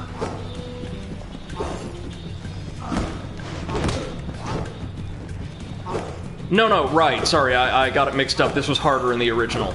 Right. I can believe it.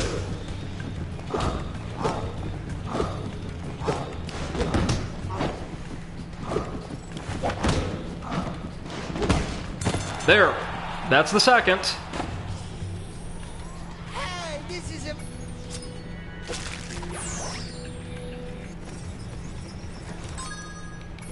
Well, no. Oh, right. We still have to kill these things again. We got it. So there's a missing egg somewhere in here.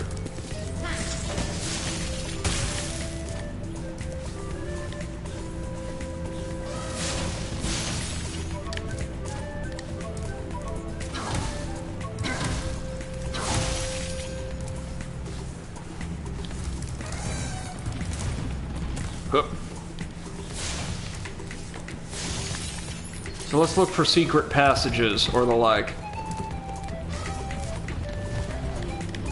Savar says, fancy a challenge or two? We'll see. We'll see. It all depends on the stage, I think. Nugget says, this is one of my favorite general pickup eggs in the game. Okay.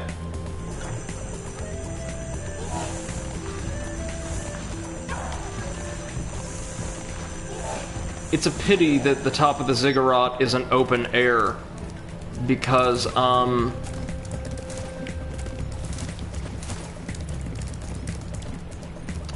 if so, it would give us an excellent vantage point. Ah, wait, got it. Come on.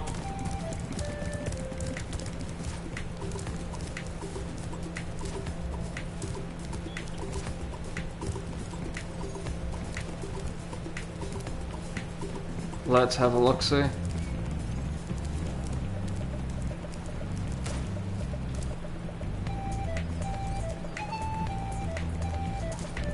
Did we go in here? I think we did, right? Yeah, this is the atrium. Okay.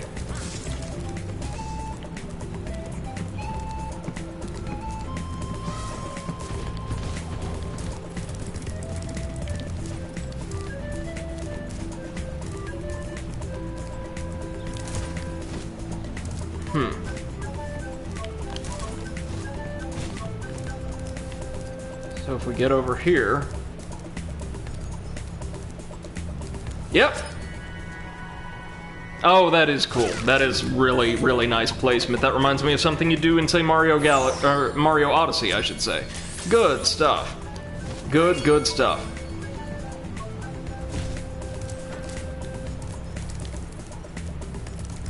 Now we've got everything, right? Yeah. Time to head on home, and at this point we should have 2 more stages, the Lost Fleet, and then something in like the underwater cave. We're going to see what that other level is, so I can make a decision. But yeah, we're already almost through with Evening Lake, meaning there's a decent, not like 100%, but solid chance we might actually finish this sucker on tonight's stream.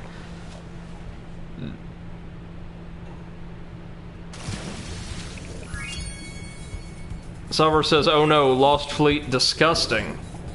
I don't know, I like the idea. I've not seen it myself, so we'll see. That doesn't bode well.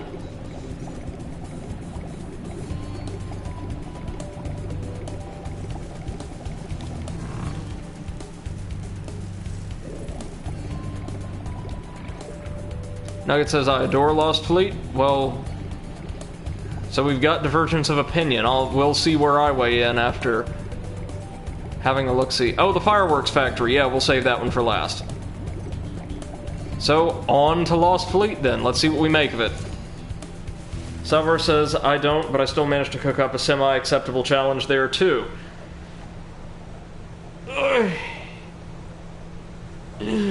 Sorry, stretching a little bit. Salvar says, Fireworks Factory is amazing, though. I'm really looking forward to that one. And Nugget says, I wasn't fond of Lost Fleet in the original, but I love it in Reignited. Okay. MC says, I like Lost Fleet aesthetically, but the level design is decent, in my opinion. Okay. And Nugget says, Fireworks Factory is my favorite level. Good stuff. Oh! Parts, little dragon. There being more ghosts in this here shipyard than I can shake my pick at. Darn shame, too, if I was mighty close to finding my treasure. So we just get hit with, like, late 19th century prospector right off the bat. And it's some more of these larger than usual. Well, they look like, or they are crabs to me, but I think a modified version of their model may have been used for the crawfish in Sparks' stage. Salvar says, exact opposite here. In the OG, it was bearable. In this version, no. Nugget says, Lost Fleet is difficult, though. Lost Fleet ruined my no death reignited run. I literally screamed on stream it was bad. Oh! Hold on. Oh, I know what this is. Nugget says, hear how this theme is a different remix of Sheila's? Yes, I do, actually. But is this where the damn skateboarding race is? Oh boy, that could be interesting.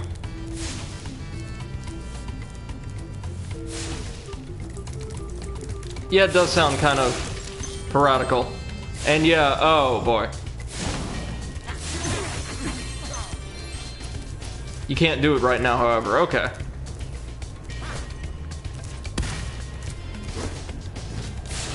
So the Rhinox are all dressed up as bedsheet ghosts here. That's kind of cute in its own way, I guess.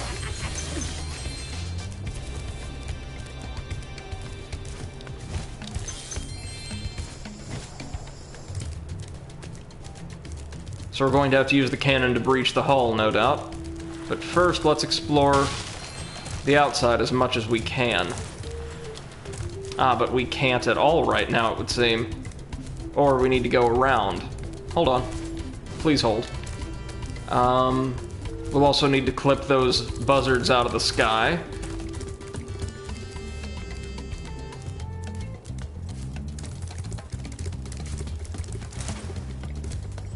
Salvar says, consider yourself lucky you don't have to do the skateboard race now. Probably the most unpolished and glitchy minigame of them all. And Nugget says, yeah, it's much harder in Reignited because of the bot controls. Yeah, I remember seeing you muddle through it on stream. It did not look pleasant at all. Okay, we've got buzzards.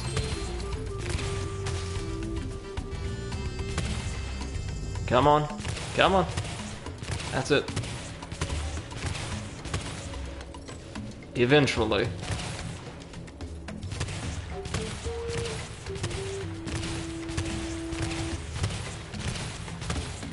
So we're going to need to prepare for this one.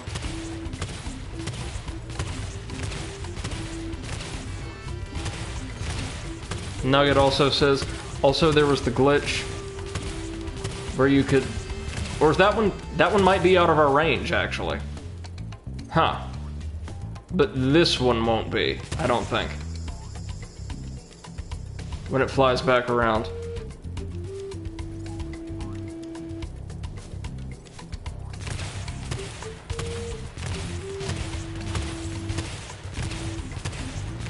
Or no, it will. Okay. Well, for now, let's crack our chest. Like so. And breach the hull. Like so. Nugget says also there was the glitch where you have to continue holding triangle for the trick to even register and give you your rocket fuel. Very silly. Oh boy, there's like a turbo mechanic involved too. That's gonna be tricky.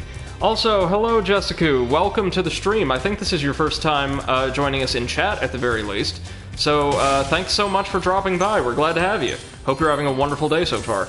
Salvar says my challenge is to actually use the green spittable rocks to kill all those birds, but I think I do have more interesting challenges in the game. Well, the rocks can certainly help us peg a couple of them, I'm certain.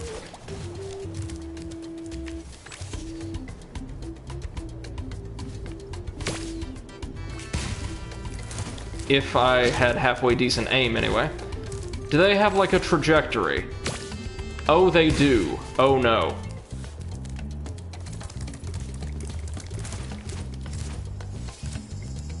We probably ain't doing that this run, I can tell you that much. Yikes.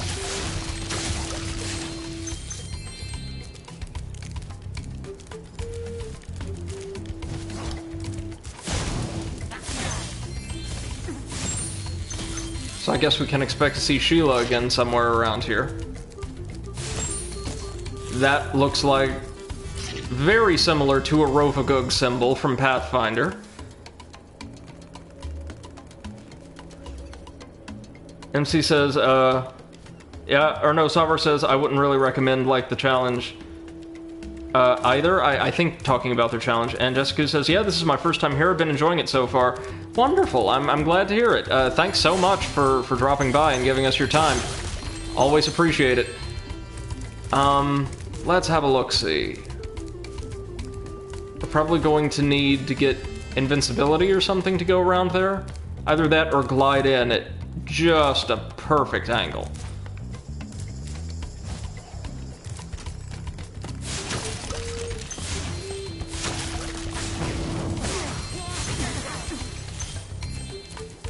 So the Prospector is going to show us the way through, like, the golden path. But I can already see there's a ton of optional routes. And yes, to build on Nugget's point, I do upload VODs to YouTube, albeit, like, with quite a bit of delay. Just because I end up getting either distracted or have other things on my plate. But I do try to get VODs out in a relatively expedient fashion, so there will be lots of stuff over there from the Reignited trilogy very, very soon. Alright. We should have a couple more buzzards to clip here. Oh boy. Oh, we got that one, wow! I was not expecting that, actually.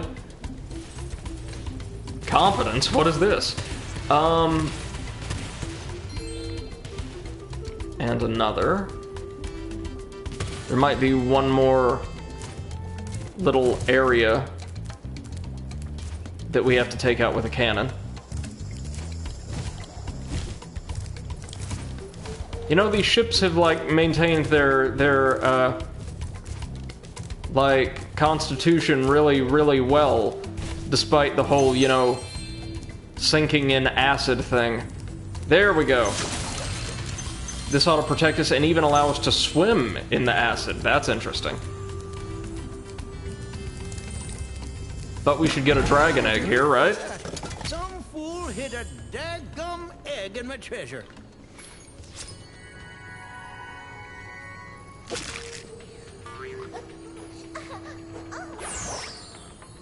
Okay, so that's our first egg here. We've got 5 more, right? Yeah. One of the quicker, like, more direct trips to the end of a critical path I've seen in the game so far. Now, really quickly, let's see what's down here while we can.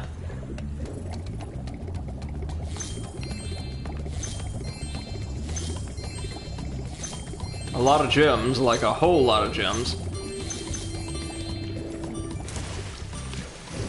No, no, no. That'll do. Got a dragon egg. I have no idea where we are, but we got an egg.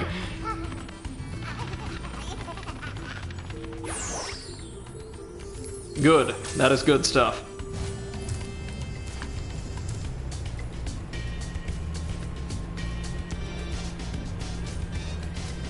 Salvar says, see, this is why remixing Sheila's theme was a bad idea. Literally everyone who plays this level the first time thinks this level has a Sheila section. It doesn't. Well, that doesn't necessarily make the choice of, like, backing track a bad idea, necessarily. I still think it sounds quite nice myself. And Nugget says maybe they did and removed it. We know the original Year of the Dragon was rushed, so I don't know. That's also quite possible. Let's go back to our invincibility. Salver says originally it had the super bonus round theme, and I personally loved it. Okay. Don't think I've heard the super bonus round track yet.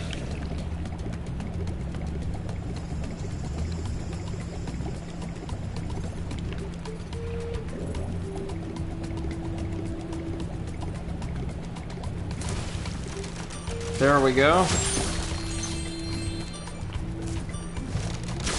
And we've come out on the other side of the shipwreck.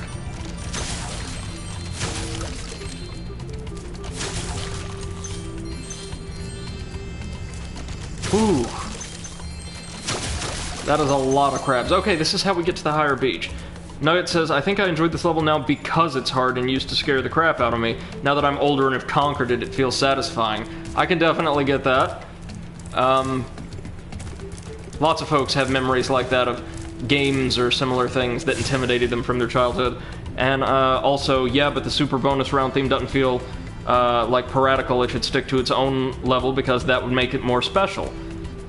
Nugget also says Greatest Hits is the only valid version of Spyro 3 PS1, to be honest. Also fixed the game-ruining glitches that would force you to restart your save file. What? There were...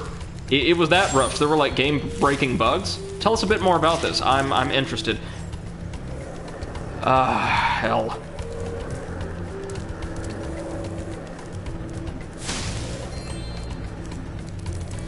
Salvar says, or this level should have the super bonus round theme, make it have a few more piratey things, and super bonus round could have a different soundtrack. So we'll need Hunter for this. Right, because he's been abducted. But in the meantime, while we're waiting to rescue Stoner Kitty, we can pick up a handful of gems at the least. That's something.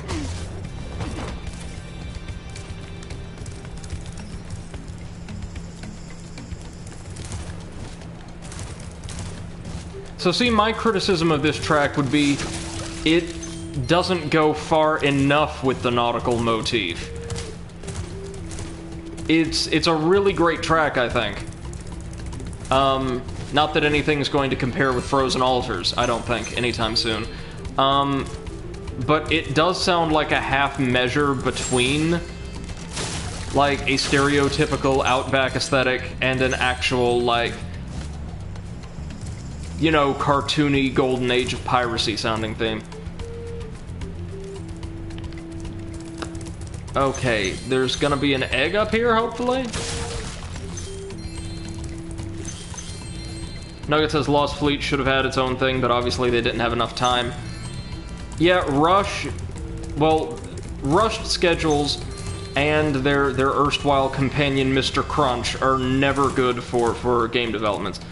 Nugget says the Fireworks Factory level song is my favorite, at least in the original. I actually can't remember if Reignited did it justice, as it's been a while since I've heard it. Salvar says they should have just picked a pirate metal song from Aelstrom. Oh, that is entirely, like, I think, a matter of opinion, but probably unpopular opinion time. Don't you dare come to life. Don't you dare start flossing. I'm not a big metal fan, like, at all. I think it's perfectly valid as a form of music, but I am actually like a classic and contemporary R&B, soul, funk guy. And that is in fact a topic I could go on about for ages whenever we're hitting like a patch of downtime.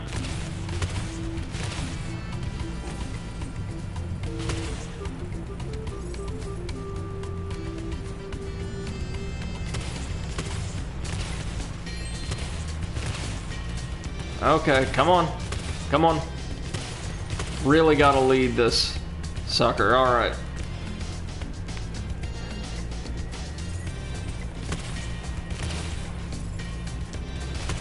Looks like we can, at least in theory, clip the rest of the buzzards from here.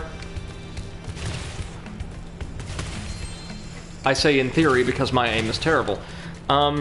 Jessica says, I saw the name Lost Fleet and I thought the level was just going to be full of sheep for some reason. Oh, like Lost Fleece, maybe? Actually, like undead pirate sheep sounds like an adorable idea for, like, a stage theme. Come on. Come on. You know you want to fly right into one of these bombs. Look how colorful, hey? There we are. Nugget says, I think I remember being disappointed, to be honest, but I might correct that when we get to it. Do you remember? Oh.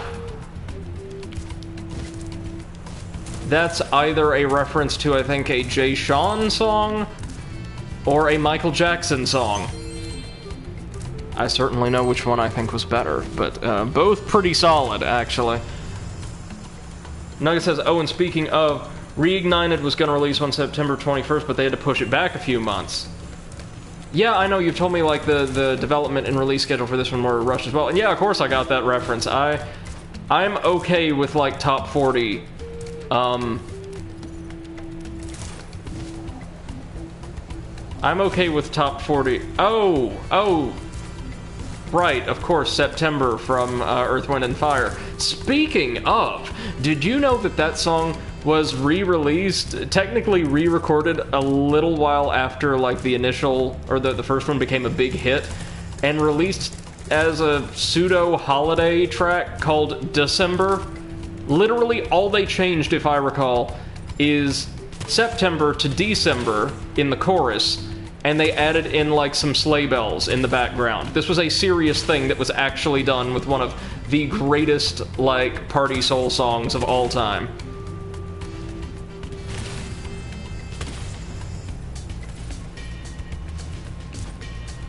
This is not the canon we want to use. That's the canon we want to use. Nugget says, Earth, Wind, and Fire, my guy. Whoa, that's very silly. Yes, it is. It's one of the stranger R&B holiday songs I've heard. Also, for the uninitiated, the history of R&B holiday jams is both complicated and often hilarious due to, like, this remarkable phenomenon of thematic dissonance present in so much of it. Especially as R&B became more identified explicitly with, like, romantic stroke sensual themes. Artists' attempts to shoehorn these themes into, like, what are supposed to be kind of maudlin, plain holiday songs are almost always hilarious. The Four Tops' Christmas Delight is my favorite example of this, as, well, the lyrics seem as though the Tops, who were, like, still replete with, I think, all or most of their original members, and just doing gangbusters for themselves at the time, right? Wildly oscillate from, like, line to line between, like, just generic sentiments about celebrating Christmas, etc., etc., and some of the most bizarre innuendo and, like, sexually laced lyrics I've ever heard, with no connection whatsoever. It just goes back and forth.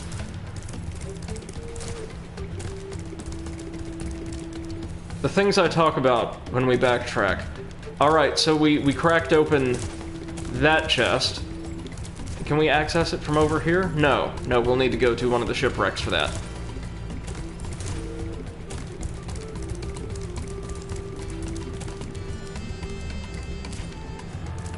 Do appreciate that these updrafts appear to give us a bit more mobility as we progress through the stage.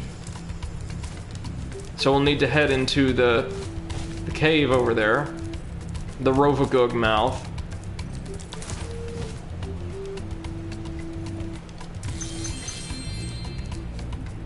Did I miss a purple in here? No. No, that was just coral. Just coral. False alarm.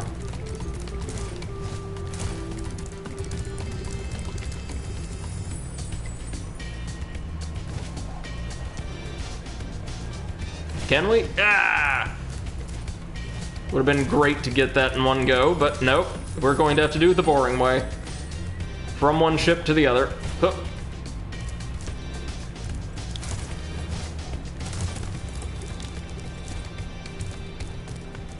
Now then, from the plank to the cave's mouth. Oh, and a ton of those gyms are going to be on Hunter's Racetrack, aren't they? Oh, well. At least we were able to use him for the speedway, what we needed.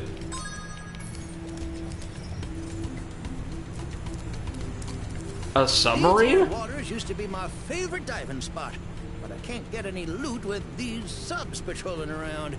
Think you can pilot this here sub I bought for scrap? Sure, and then we'll have to dive into the slime to collect some more gems. When you get a sub on your sights, the torpedo will start to lock on. If you get a good lock on, fire away with the attack button. Gotcha. That doesn't sound too bad. Love the design of the sub. Great color scheme. Very Spyro and/or 3rd Street Saints.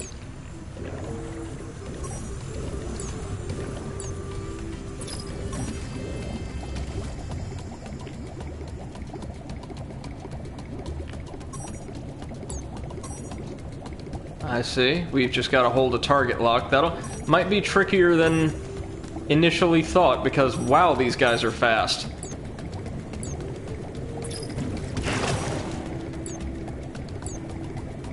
Two. Alright.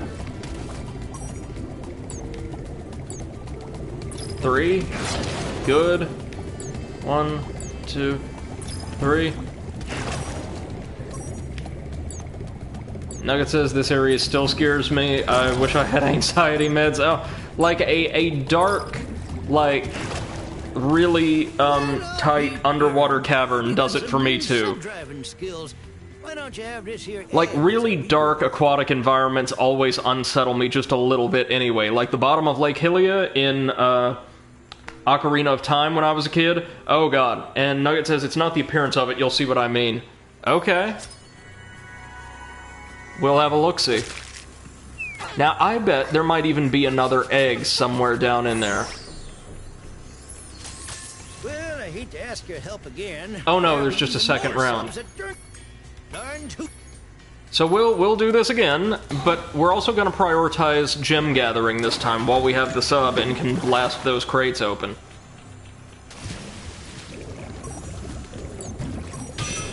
Oh, and just for anybody who may be curious and isn't already aware, oh no, we have to go back with Sparks to collect all the gems. I got it.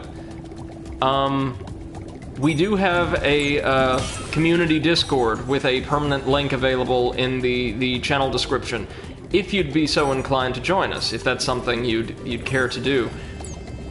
Just like for casual chat and stream announcements and things like that.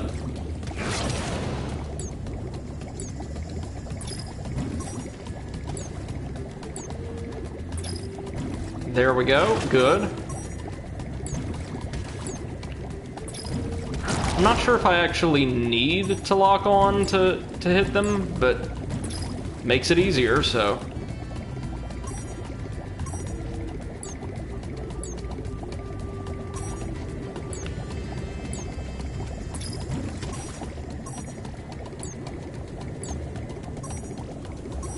There's another one of those Rovagug mouths.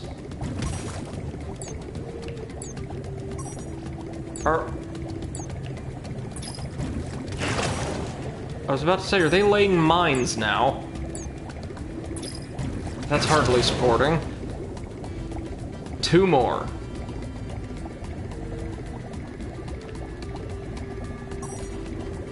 There's one. Good. And now the other.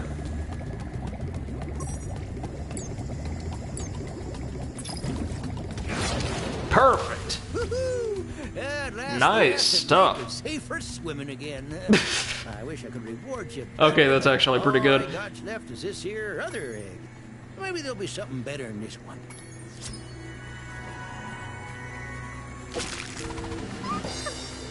Oh, thanks so much for joining the Discord, Jessica. We are glad to have you. You know, I just figured out that, like, Twitch Prime, like, I figured out this morning just your friendly neighborhood reminder that I am in fact an educator tasked with the well-being and intellectual development of folks. I figured out this morning that Twitch Prime was actually related to Amazon Prime, and as a Prime subscriber, I automatically got like the Twitch version free of charge. Oh no, we about to dissolve, y'all. We about to dissolve hardcore. Oh no. Well, we got some gems anyway. Yeah. Oh well. We got the lives. As long as I get all those gems, I do not care. And I'm assuming there's 2 eggs. Nugget says, now for the scary part. That's why this game gives me anxiety. And Jessica says, poor Spyro. Now, Spyro has killed, like, scores of innocent, sentient creatures, so weep not for him. Now, Sparks, on the other hand, is a perfect and blameless little guy, and absolutely should be mourned.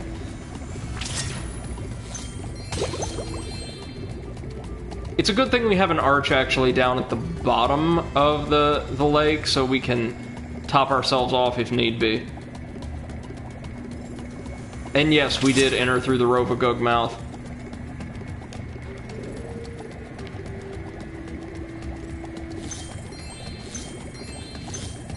Good.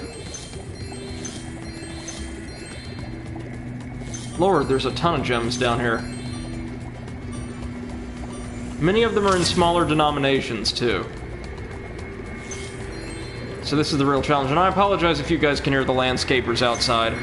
They, have been coming around quite a lot lately. Oh, jeez. Oh, jeez. Sorry about that. Really sorry about that.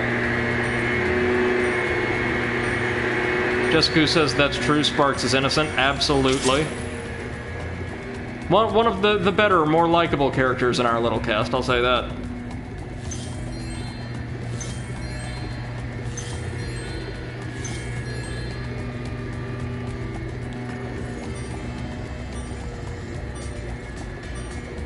Okay, we could just make... yes.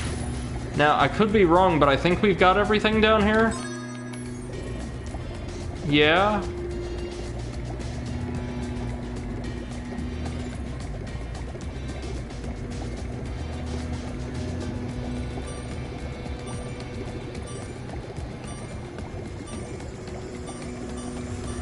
Jessica asks, how often do I stream? Well, I don't have a schedule that's completely and totally set in stone, but I've been trying to every day, at least as long as, like, lockdown has been a thing. So I usually stream, for certain, from 6 to 9 Central Time, every day. 6 to 9 p.m., of course. But I'm toying with the idea of doing twice daily streams, provided, like, you know, it doesn't just exhaust me, and I still have time to do all of the more mundane things that comprise, like, you know, the responsibilities of daily life, if that's something that you guys would be interested in seeing and that I could actually keep up. Might do that tomorrow, depending on how much progress we make today. So right now, the stream is technically supposed to run until 3, and I'll be back at 6 for 3 more hours.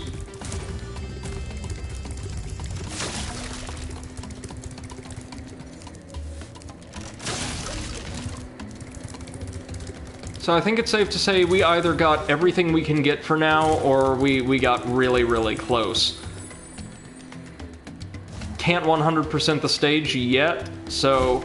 ha! Did it that time. Probably best to just go on ahead to the exit portal, and then head on to the fireworks factory.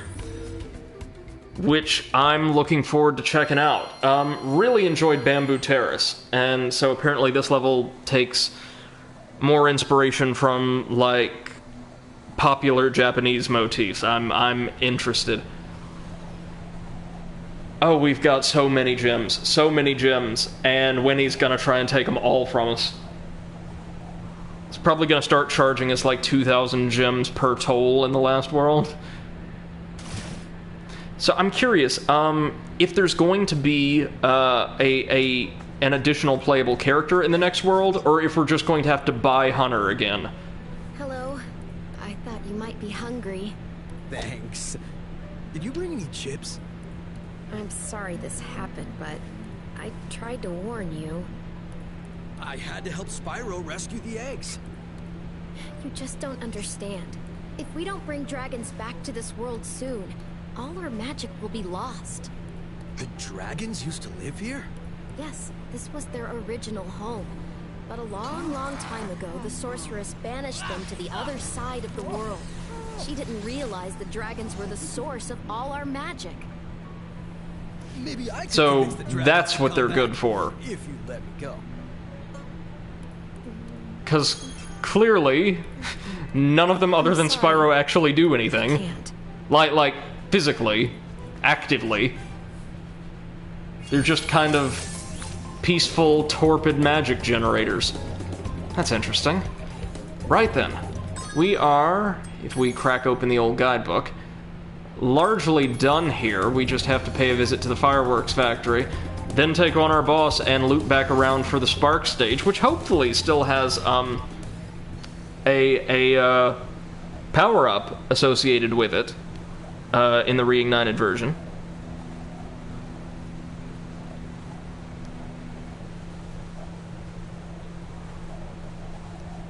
It's going to be a nighttime stage, looks like. Nugget says, aren't dragons typically known for being really lazy, like they just lay on their hoard and sleep all day? Depending on, like, the tradition or the canon, no. Western dragons, again, depends. Some of them, depending on the mythological canon or the, like, fantastic setting, are incredibly active and adventurous, daring even.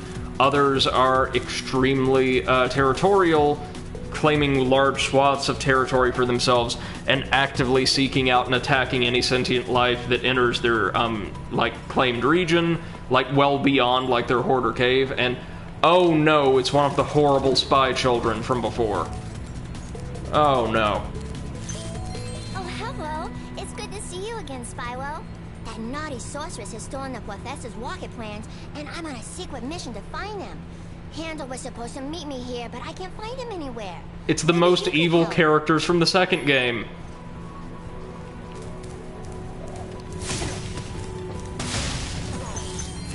Okay, so we've got a minigame right over there.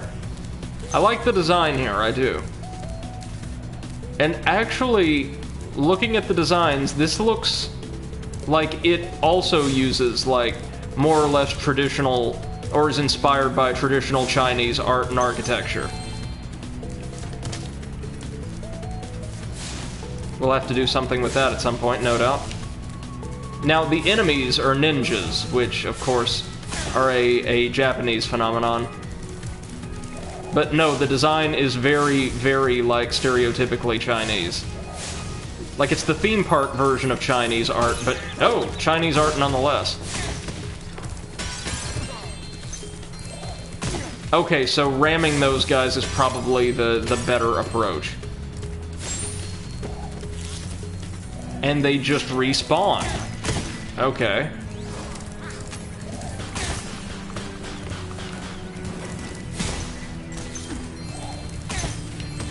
That's interesting. Might have to do something to eliminate them permanently.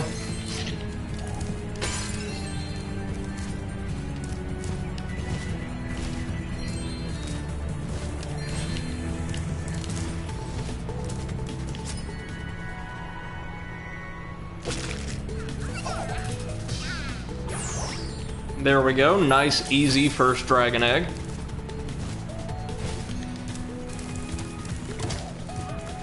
So we're going to have to find a way to blow their armor off, maybe, if we light the bombs in their packs.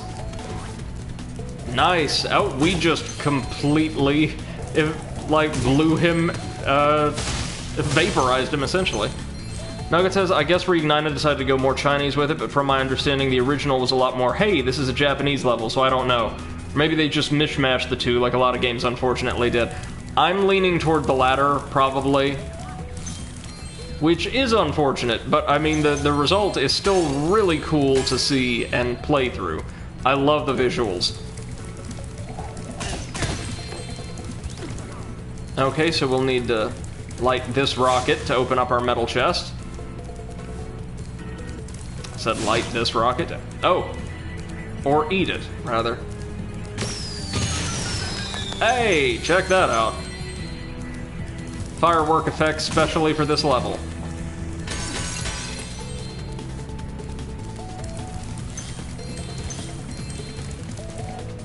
So I take it our exit portal's going to be up in that central keep.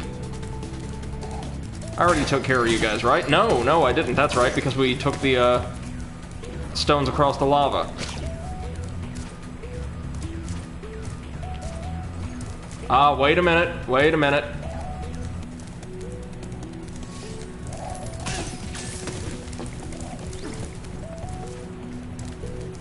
Are we going to have to load these into the cannon somehow? No. We'll learn to do something with these, no doubt.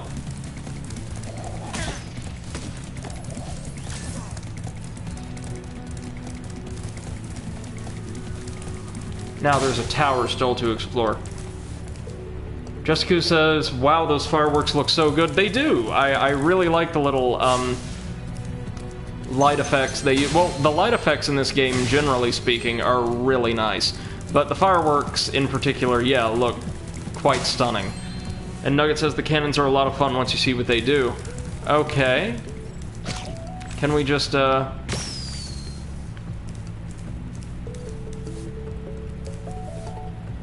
Hey, check it out! They actually detonate up in the sky if you spit them upwards. That's great.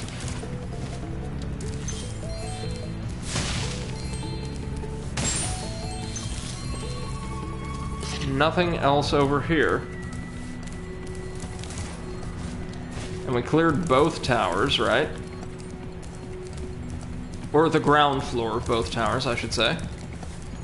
Now what's in here? Oh, almost got the drop on me. Almost. And off you go.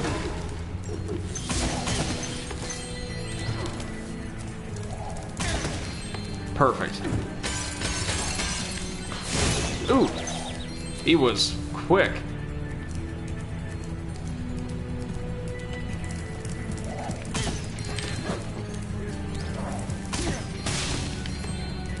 Okay, industrial saboteur child, tell us what you got. Looks like you'll have to use this cannon to get across here. We're going to launch ourselves, of course. For me, I just have to free my mind.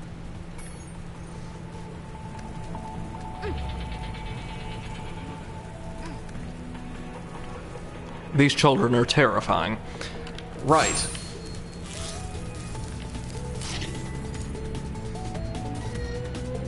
So do we aim this thing or no? It's got an automatic trajectory. Nice. So the one near the entrance is probably going to act as our shortcut, I'm thinking. Or may act... No, it'll probably allow us to access that minigame, or that side area over there.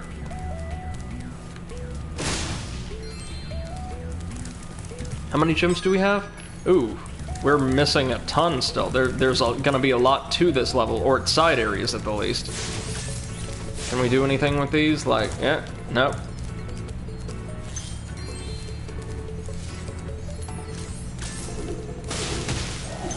Oh, whoa, jeez.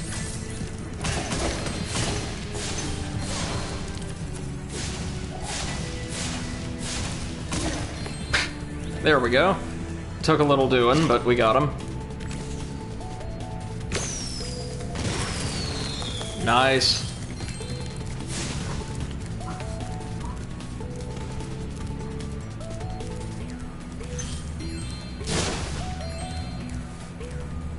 Gonna want to check that out in a minute, but ooh, we missed a 2 down there. Let's not forget about that. But first, iron chest. Let's crack it open.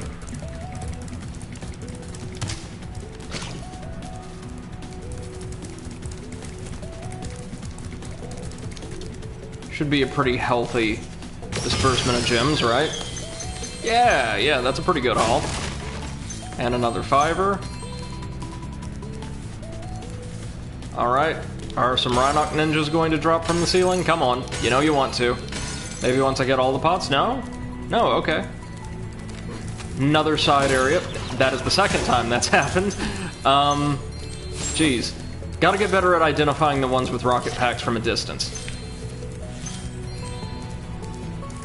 So I could say right now, like, the overall, like, representation here, like the issues we discussed from Spooky Swamp, much better. I don't know necessarily that I'd say, well, there's nothing as blatantly problematic. The sorceress has already used the plans to build her own rocket. We have to destroy it. Just follow me. Aside from, like, some, like, I guess, aesthetic stereotyping, it's nowhere near as bad as the swamp. Oh, God. We're going to need a monkey to get our egg back from the rocket, or no? And the egg is unscathed, because of course. Ah, that also opens our shortcut. Excellent. Look what was in the rocket. They must have been trying to put it into orbit. Of course they were. So let's check out our mini-games really quick and also see, visit the silo to check out,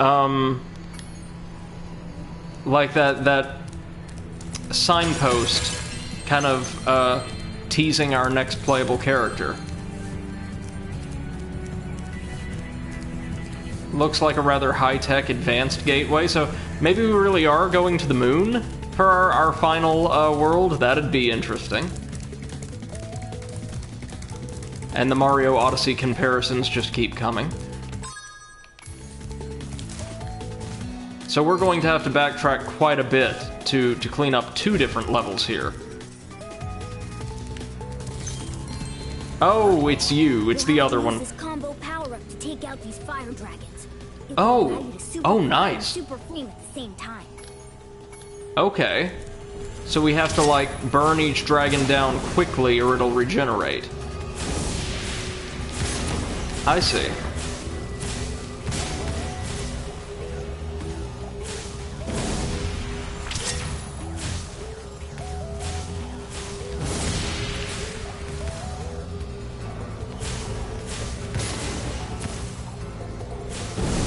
Oh! The tricky part's gonna be keeping a given dragon in sight most of the time without just running into it.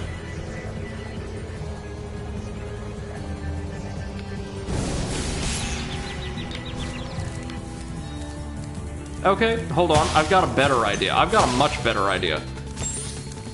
Since this appears to be infinite, right? Yeah, not linked to time or anything. We can probably do just as well, if not better, like aiming at these guys from the ground or near the ground.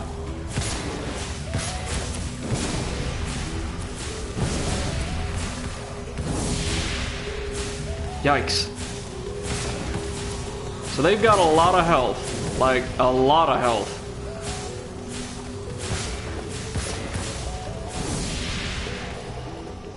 But since the biggest danger they pose is with like the length of their bodies, they should technically get easier as we whittle them down.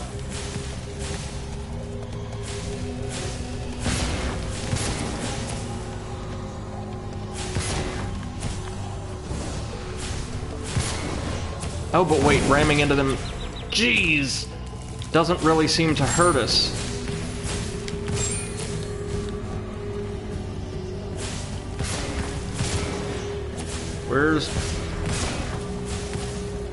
So now I think they're more deliberately flying in formation, so one can cover for the other, at least part of the time. Come on.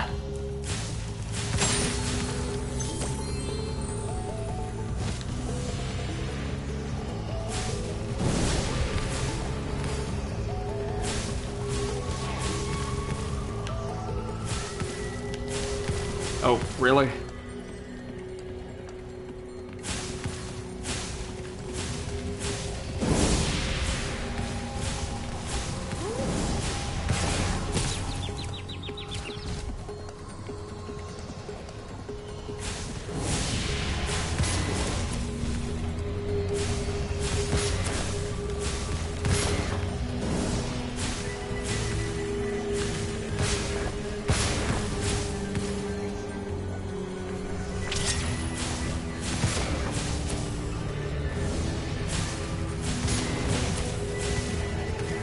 Okay, we just can't take a hit, but we might be able to burn the red one down.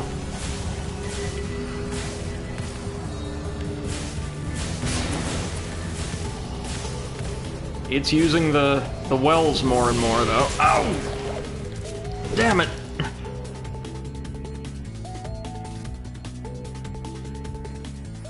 Sorry, I know we're a bit behind on chat. Give me a second. Nugget says, yeah, this isn't nearly as bad as Spooky Swamp in that regard, which I'm still happy about, as this is my favorite level, this in the super bonus round. I would literally spend hours just flying around this mini level. Jessica says, I played through Spooky Swamp yesterday and I enjoyed it.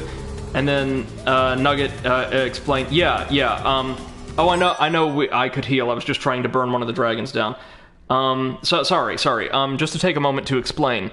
For context, I'm working towards an MA in history. I work specifically in ethno-history, so like the stories and lived experiences of colonized peoples in particular. So like kind of the non-Western world. I don't have a specialization in like Japanese or Chinese history, for the record. My area of emphasis is the Pacific, but Spooky Swamp is a pretty fun level. The Sheila minigame notwithstanding, I think that is actually probably the part of the game I've enjoyed the least, far and away. But apparently in the original release, the like vaguely Cajun or French fireflies spoke with very thick Japanese accents. And coupled with that, the fact that they all spoke haiku, many of them had like thick-rimmed, like circular eyeglasses, they carried around a bunch of explosives like fireworks and the like, and most of them had like very prominent buck teeth, draw very heavily on offensive, deliberately dehumanizing Asian stereotypes that were prominent in, say, 1930s and 40s war propaganda in the United States, and were a staple of like harmful, dehumanizing Asian stereotypes in the US or in the West broadly long thereafter. So it was really weird to see in a game like this too. Like nothing else the series has presented has been problematic in the least, I would say. That was just very strange. And all they did, or all they changed in the re-release was, like the characters' accents, which is, it was just weird.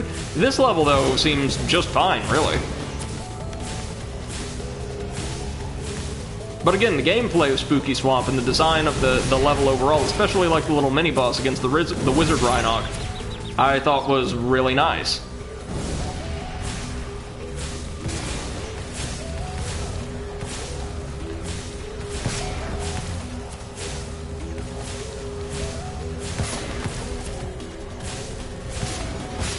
Yeah, you just keep going around in a circle, please. Makes my job so much easier. No. Yes! Yes, that's one down. Now this gets infinitely easier. Because we're not having to worry about a second dragon running interference for the first one.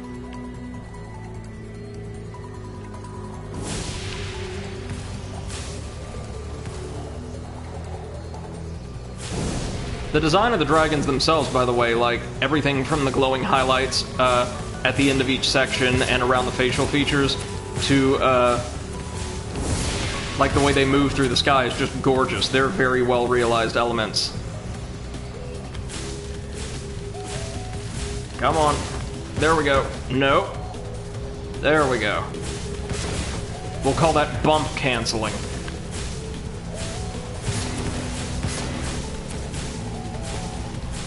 Oh, are you just going to start circling around now? Okay. Not complaining.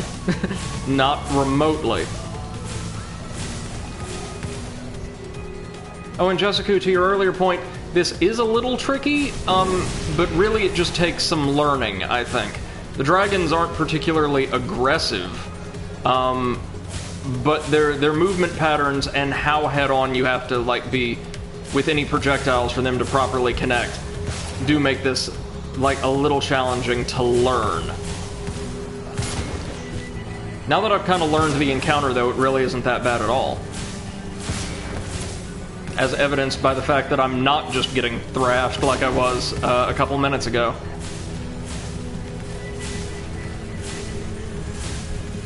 Come on. There we go. Have this. I fished it out of the molten lava.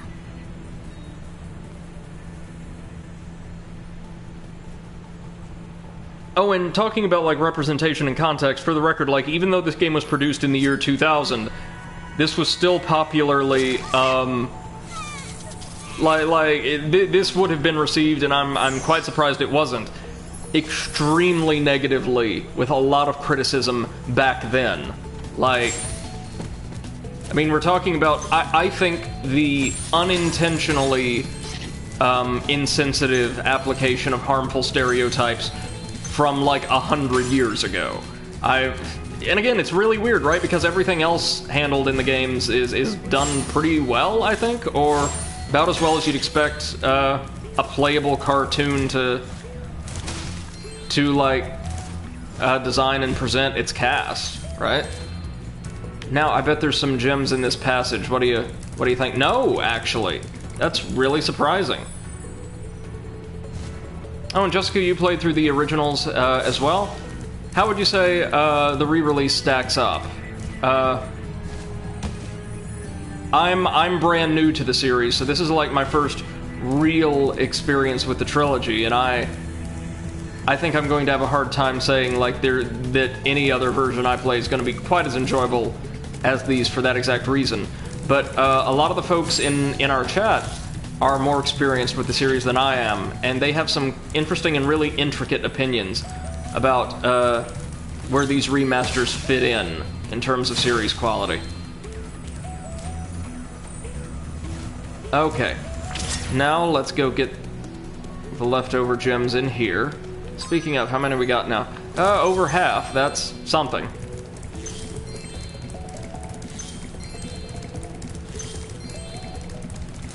Good, good. Now let's head on back to try and get to that second sub-area.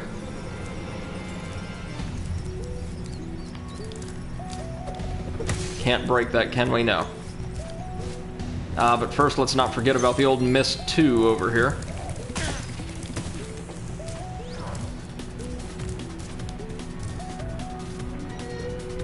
Nugget says you're gonna love the originals, Brady. They're incredibly charming. They're the same exact games, just with less visual detail. There's a lot of charm they have from being older that was unfortunately lost in translation, so to speak. Okay. And Jessica says, I think the remake is really good, and honestly, I might prefer it because it's been a really enjoyable experience. But since playing the Reignited trilogy, I would love to go back to the originals and compare more. It would be interesting to compare the two, especially since I'm a huge, like, visual and audio design buff. I think it would be hard to top the presentation here, just due to, like, you know, the technical limitations of the original hardware. But I think I could still probably have fun with the originals. As much fun, I'm honestly doubtful, but a good time nonetheless. Now let's head back on over to the other sub-area. If and I can remember where it is. Closer to the exit, I think.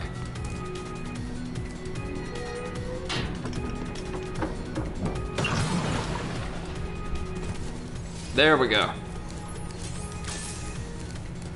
It's not around here, right? No.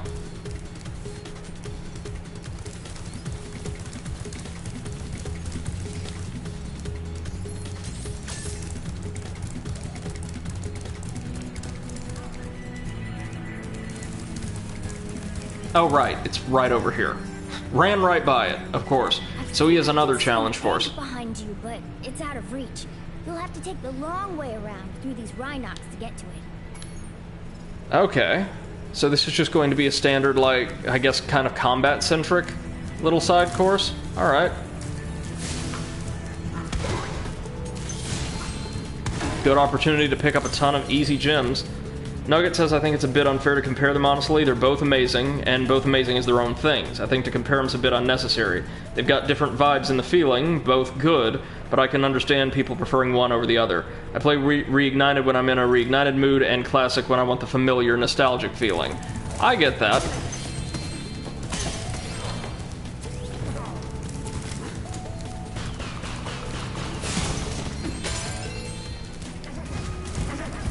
Oh, wow, that's a lot of Rhinox. Let's make sure we get every last gem from them. There we go. Nugget says, from a vibe feeling, Reignited feels smooth and buttery, and Classic feels crisp and clean. Both feelings are nice. I'm just in love with the visuals and sound design of these games, honestly. Hey! There we go.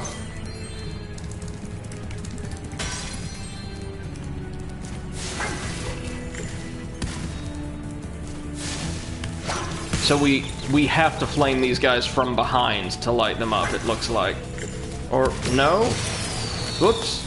Missed our rocket. Yikes.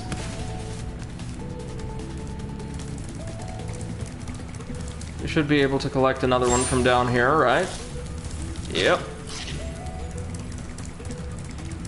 This ought to do the job.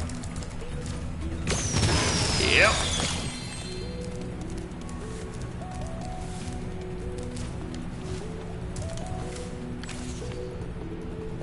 Oh, you think you're so clever.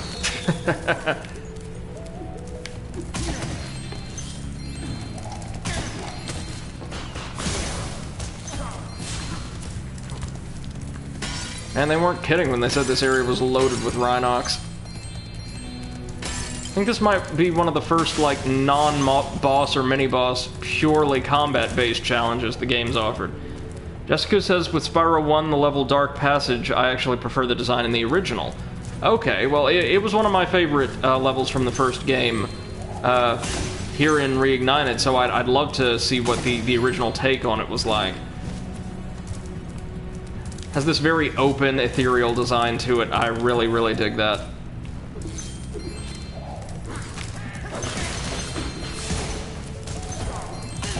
Alright, so now that we've got charging the staff-wielding enemies down, really only the firework launchers pose us any significant threat. Did we get everything here? I think so. But always want to double check. And yeah, we've got a plurality of the gems, meaning that what's left are probably going to be fine. And Nugget says, didn't you say you might tackle them after you go through all the Souls-likes? Well, no, I said I'll add them to, like, a backlog I'm going to be keeping, but in addition to, like, the Soulsborne series, we've got quite a few kind of big releases on the horizon.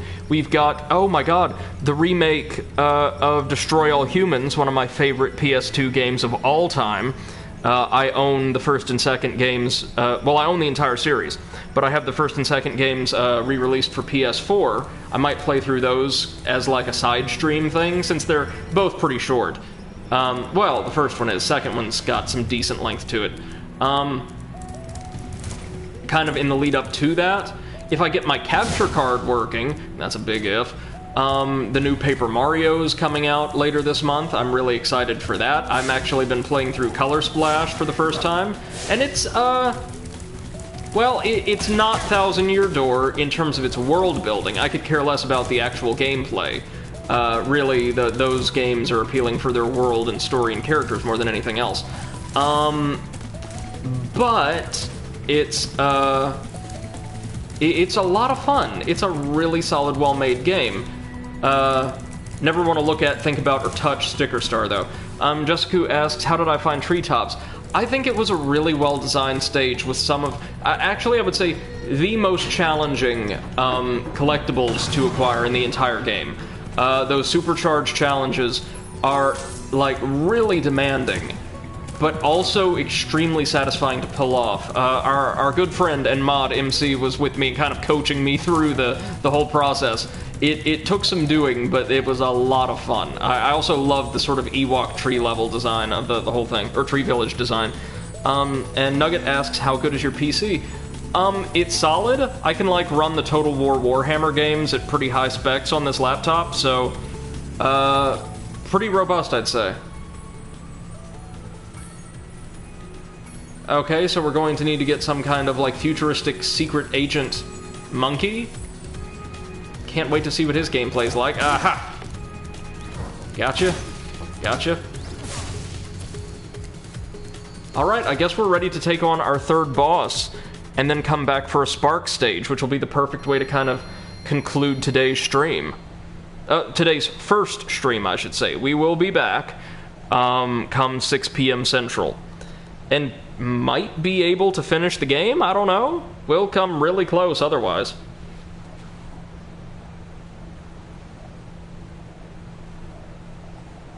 Nugget says, okay, you should be able to stream on PC then. The reason I'm bringing it up is because PC streaming is a lot more versatile than console streaming, even with a capture card. Except for exclusives, of course. I gotcha.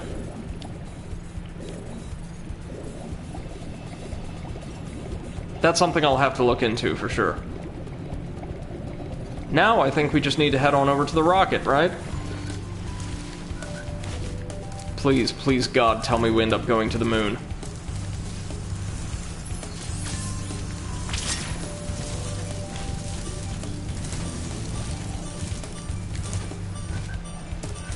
Ah! Okay. That was unfortunate, but we can take another stab at it really easily. Whoop.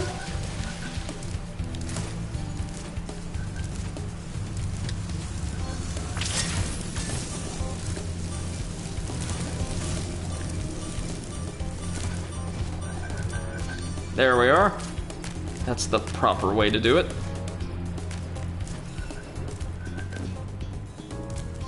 And all our friends and one of the murder children is here.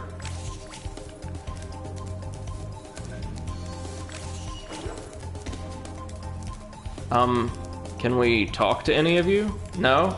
Oh well. Well, kinda sorta. Okay, so it looks like we could take a rocket now to Midnight Mountain.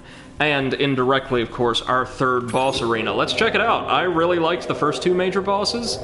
And I'm interested to see what we do next. Scorch. Scorch will be the Sorceress's final guardian, I think, technically, because I highly doubt we're going to have to battle Bianca. Directly, anyway.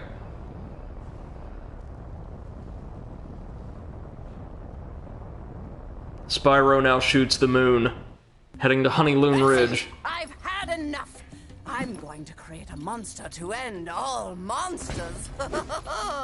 And I'm going to send it out to destroy all the dragons, even the little hatchlings. Yes, yes, it will smash them and crush them and grind them and tear them. Oh, yes. Smear them and smush them and crack them and grease them. Let me out of here, you! Ah, a secret agent in the old, like, 50s sci-fi style. I love that. It doesn't matter, as long as I can still collect their wings! What? All this time you've only wanted them for their wings? Of course, you ignorant girl! I need them for a spell so I can live forever! Wait a second. A spell? What did you think I was going to do with all those dragons? Open a zoo? If I had my blaster, you'd be singing a different tune. You know what I mean? You said just keeping them in our world was enough. He's going to be a lot, isn't he?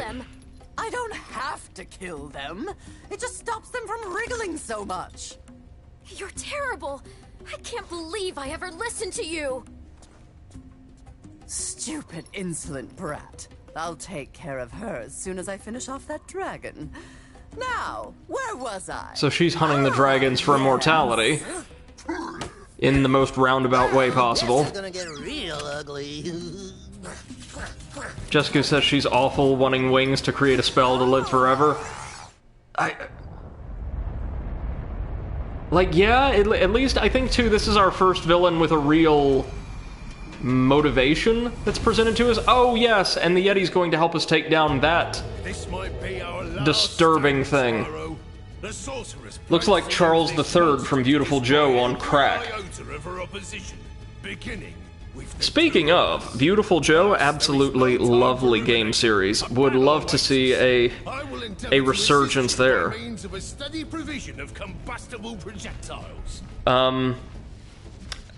I got the Wonderful 101 remaster for Switch, and it's a beautiful game, but good God, it's hard.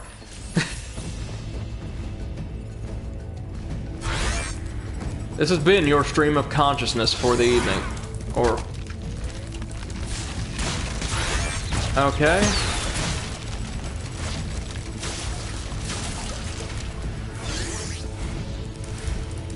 So what exactly do we want to do here?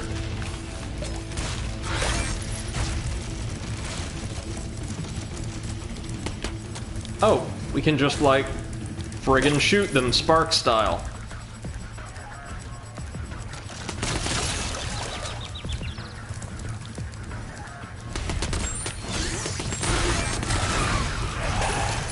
This is really interesting, actually.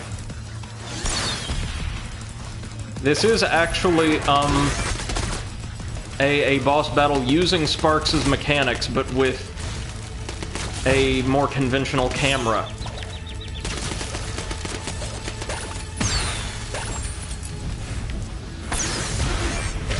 Homing rockets, good stuff. Yikes! Nugget says this is my favorite boss battle. It's really, really cool. I'm gonna need to get a bit better at actually, like, maneuvering in a way to hit the crabs without, like, totally exposing myself to their claws. But, yikes.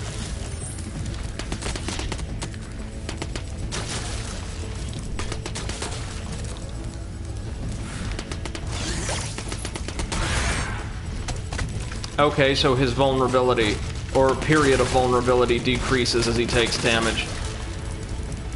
I could, of course, also just charge them. Could just do that.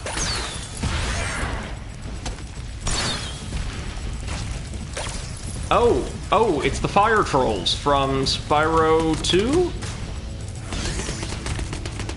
I think? Or very early in this game? No, Spyro 2, I think.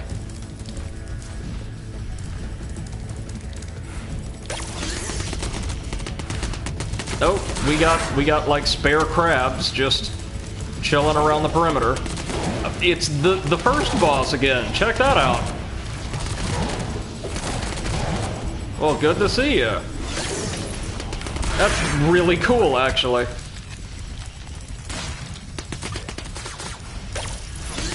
And is that gonna do it? Nice. That was a fun little fight. Jessica says Spyro can shoot? I guess. Like, he was using Sparks' moveset and upgrades for a second there. Jessica says that it looks great. It really does. Visually, that was a very impressive little fight, and I absolutely loved seeing the first boss come back. Jessica says, I thought that was Baby Gulp for a moment. It was, Buzz. Buzz from the end of the first world. Who actually does have a kind of similar character design to, like, a little chibi Gulp, I think. But now, before we cut the stream, we have one more Spark stage to tackle back in the lake. I'm interested to see how this one shakes out. Because there was a pretty significant difficulty spike from the first to the second, both great stages, but I'm interested to see if that's going to repeat itself here. Hi, Bianca. Did you bring any more food? I'm starving. There's no time for that, Hunter. We have to stop the sorceress. She's gonna kill all the dragon hatchlings. Wait a minute. Why should I trust you? This could be another trap. You're in a cage, you furry numbskull. How can I trap you by letting you out? I don't know. You sorceress types can be sneaky. I never thought we were going to hurt the dragons. Come on, we don't have time for this.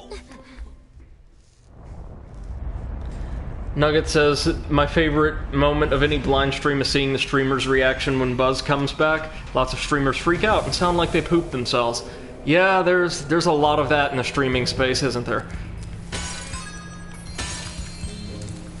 Well, let's just take a quick look around before we go back, and from the jump, I can tell you this is going to be my favorite hub world aesthetically. I know you don't trust me, but I want to help you stop the sorceress. There's a way to open a hidden portal to her lair, but it'll take some very strong magic.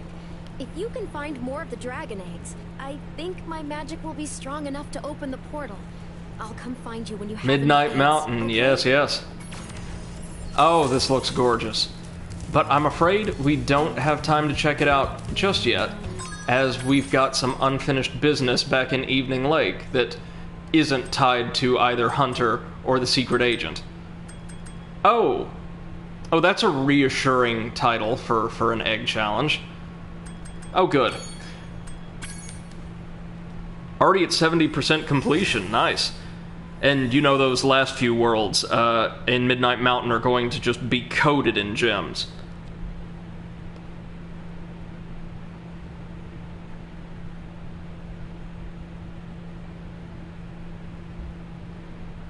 Now let's see if we can't find the Spark stage here.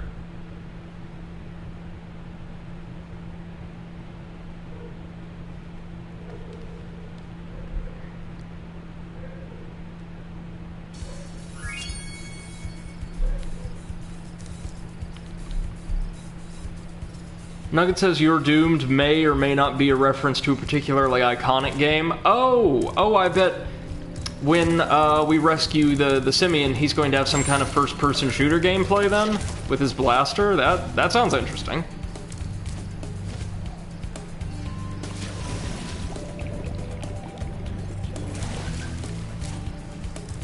Alright, let's track down that Sparks challenge.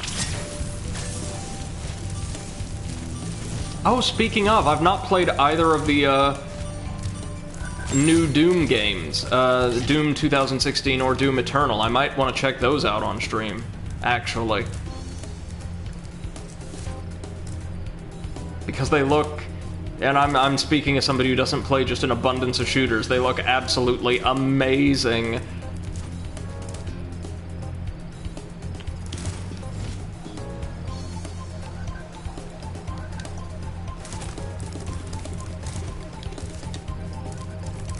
Oh, here we go again.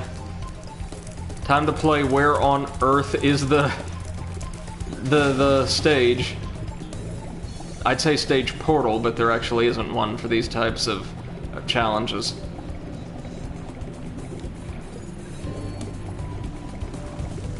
It's not going to be with Bentley, I don't think.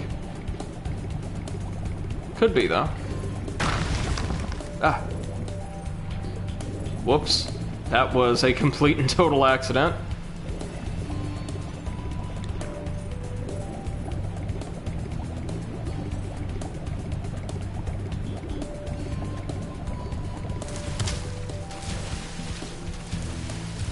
Whoop.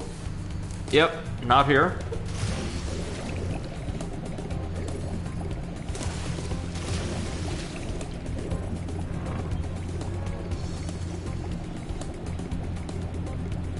Oh, I'm so bad at navigating this world.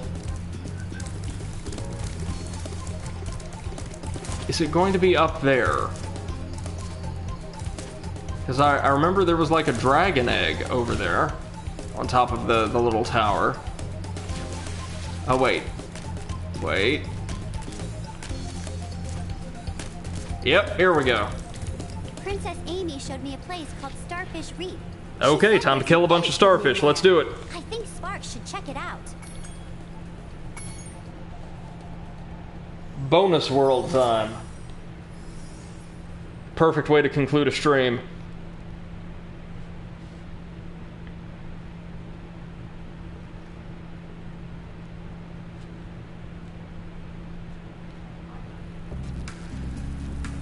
Okay, rules are the same. 200 gems. 1 egg. So nice that they gave Sparks his little oxygen bubble in this style of play. That's a very nice touch. Oh dear. These starfish can move.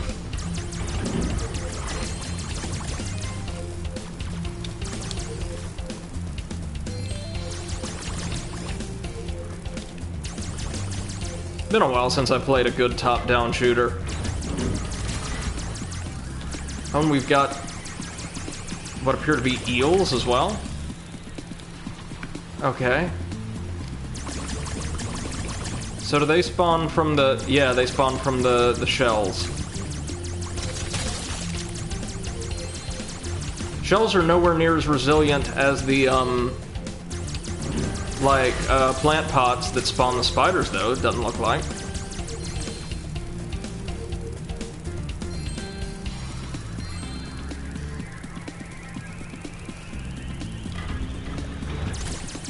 Okay, now strafing is insanely helpful. Didn't really need to do it extensively in the first stage, but in the second and third, oh yeah. Yeah, you kind of need to keep your eyes on the enemy as you combat them. Should this be open now? Yes.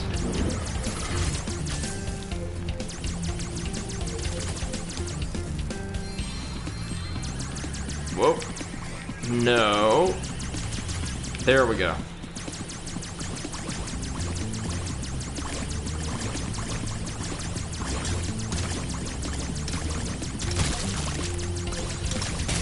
Yeah, the shells are way more fragile, even taking into account that we clipped them a couple times before they appeared on screen there. Oh, the eels don't like charges or anything. They fire little shots of electricity at us, which is appropriate. Whoop. So far, this is not quite as bad as the spider stage. Or not quite as difficult, I should say. It's not bad. I really enjoyed that stage, as a matter of fact. It's not as, hectic. Not as busy. Okay, so this shell spawns the big guys.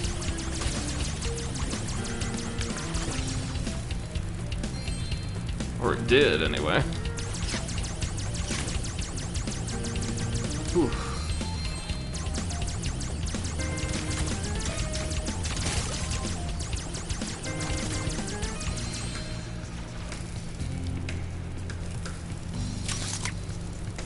Oh, we've got mines now. So that can, or no, it's not like a deployable thing. Okay.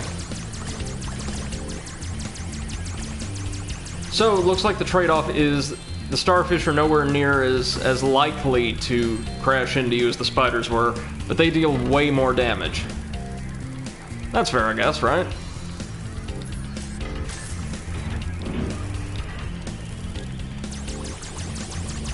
Gonna try and save this machine gun for the boss, which, according to our gem total, we are, wow, nowhere near.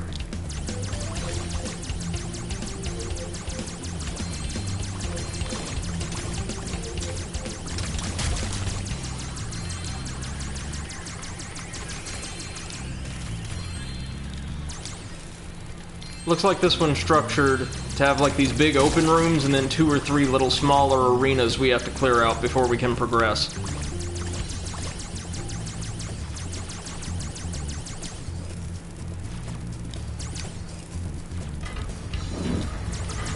Oh boy.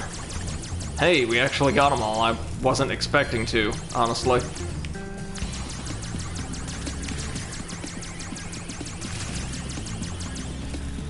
Good stuff. I don't even think that the starfish are quite as fast as the spiders were. Or maybe, like, right at it. Oh, now we're getting to the gems. Oh, and our boss is a ray.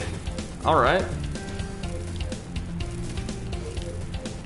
A ray that can launch mines.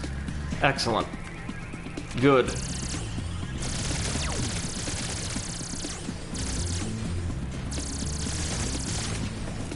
Ah, and now it's split into mini rays that thankfully we can pulverize with this, like, little Vulcan cannon just as easily.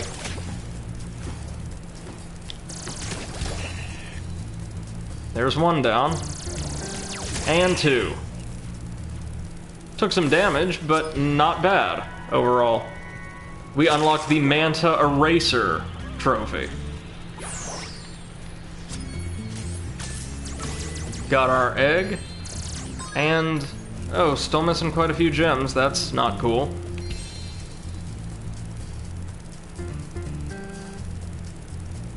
Ah, but there's this little side path. With enough gems to make up the difference, maybe? Yes, yes. That's our shortcut. Alright, gang, we have completed our 3rd out of either 4 or 5 spark stages. Good stuff, good stuff.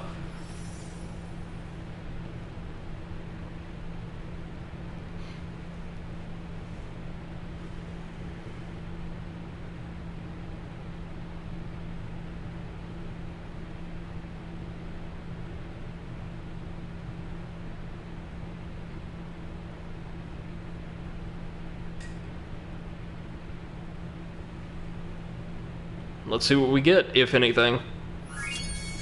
When I saw that giant stingray, I thought you were a goner, Sparks. But you sure showed him. And now the magic from the egg has made you even stronger, allowing you to take yes, one more hit. Health boost. Good stuff. Good stuff. Well, alright, gang. That's actually going to conclude our first stream of the day. A quick reminder to everyone that we will be live in just under 3 hours, once again, streaming from 6 to 9 p.m. Central Time. And until then, I would like to say a massive thank you to everybody who's joined us either in chat or just been along for the ride in the audience this afternoon for this very productive Spyro 3 stream. We're going to come back tonight to, who knows, maybe actually complete the game. I don't know. There's still a bit left to do. We might extend just a bit into one more stream, but thank you all so much for being here. I really appreciate you in sharing yourselves and your time with me this afternoon. If you would be so inclined, feel free to follow the stream or join our Discord. Permanent link is available in the channel description at the bottom of your page. To chat with us all, we have a wonderful and welcoming little community established here as well as on Discord, and would love to hear from you. Or follow the stream. Nugget says they have a class that'll end just beforehand. All right. If you're a little bit late, no worries at all. Make sure to prioritize your studies always.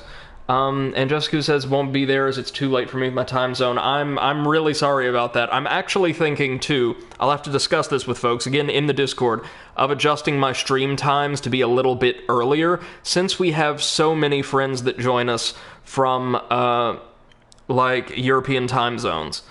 And thank you so much for the praise. I appreciate that. You can watch the VODs at my YouTube channel, which I am going to actually create a series of links to in the Discord probably later tonight. But it'll just be like YouTube, I think, / the Overanalyst, if you want to find it that way. I do upload VODs probably a little over a week after the initial streams. You can also find like a recent backlog, of course, here on Twitch through like just my channel page. That goes back roughly 2 weeks. You can check out the older stuff, of course, on YouTube as it becomes available. A couple of the streams, like from the Crash Bandicoot Insane Trilogy, had like maybe 4 or 5 minutes apiece, like muted, because like Twitch copyright bots recognized the game's soundtrack and thought that was a copyright violation. So, whatever. But aside from that, everything we have broadcasted will be archived perfectly on the YouTube channel in time. So, I really appreciate your interest in the channel and interest in catching up with what we've been doing. Thank you so much, and thanks for your contribution. Thank you, everyone. Whether you're catching this live on Twitch or after the fact as a VOD on YouTube, I appreciate your patronage so much. If you'd like to join us live, we do stream currently from 6 to 9 p.m. Central Time most days. Until next time, well, till a couple hours, really. Thank you all so much, ladies and gentlemen, and have a wonderful rest of your day. Bye-bye.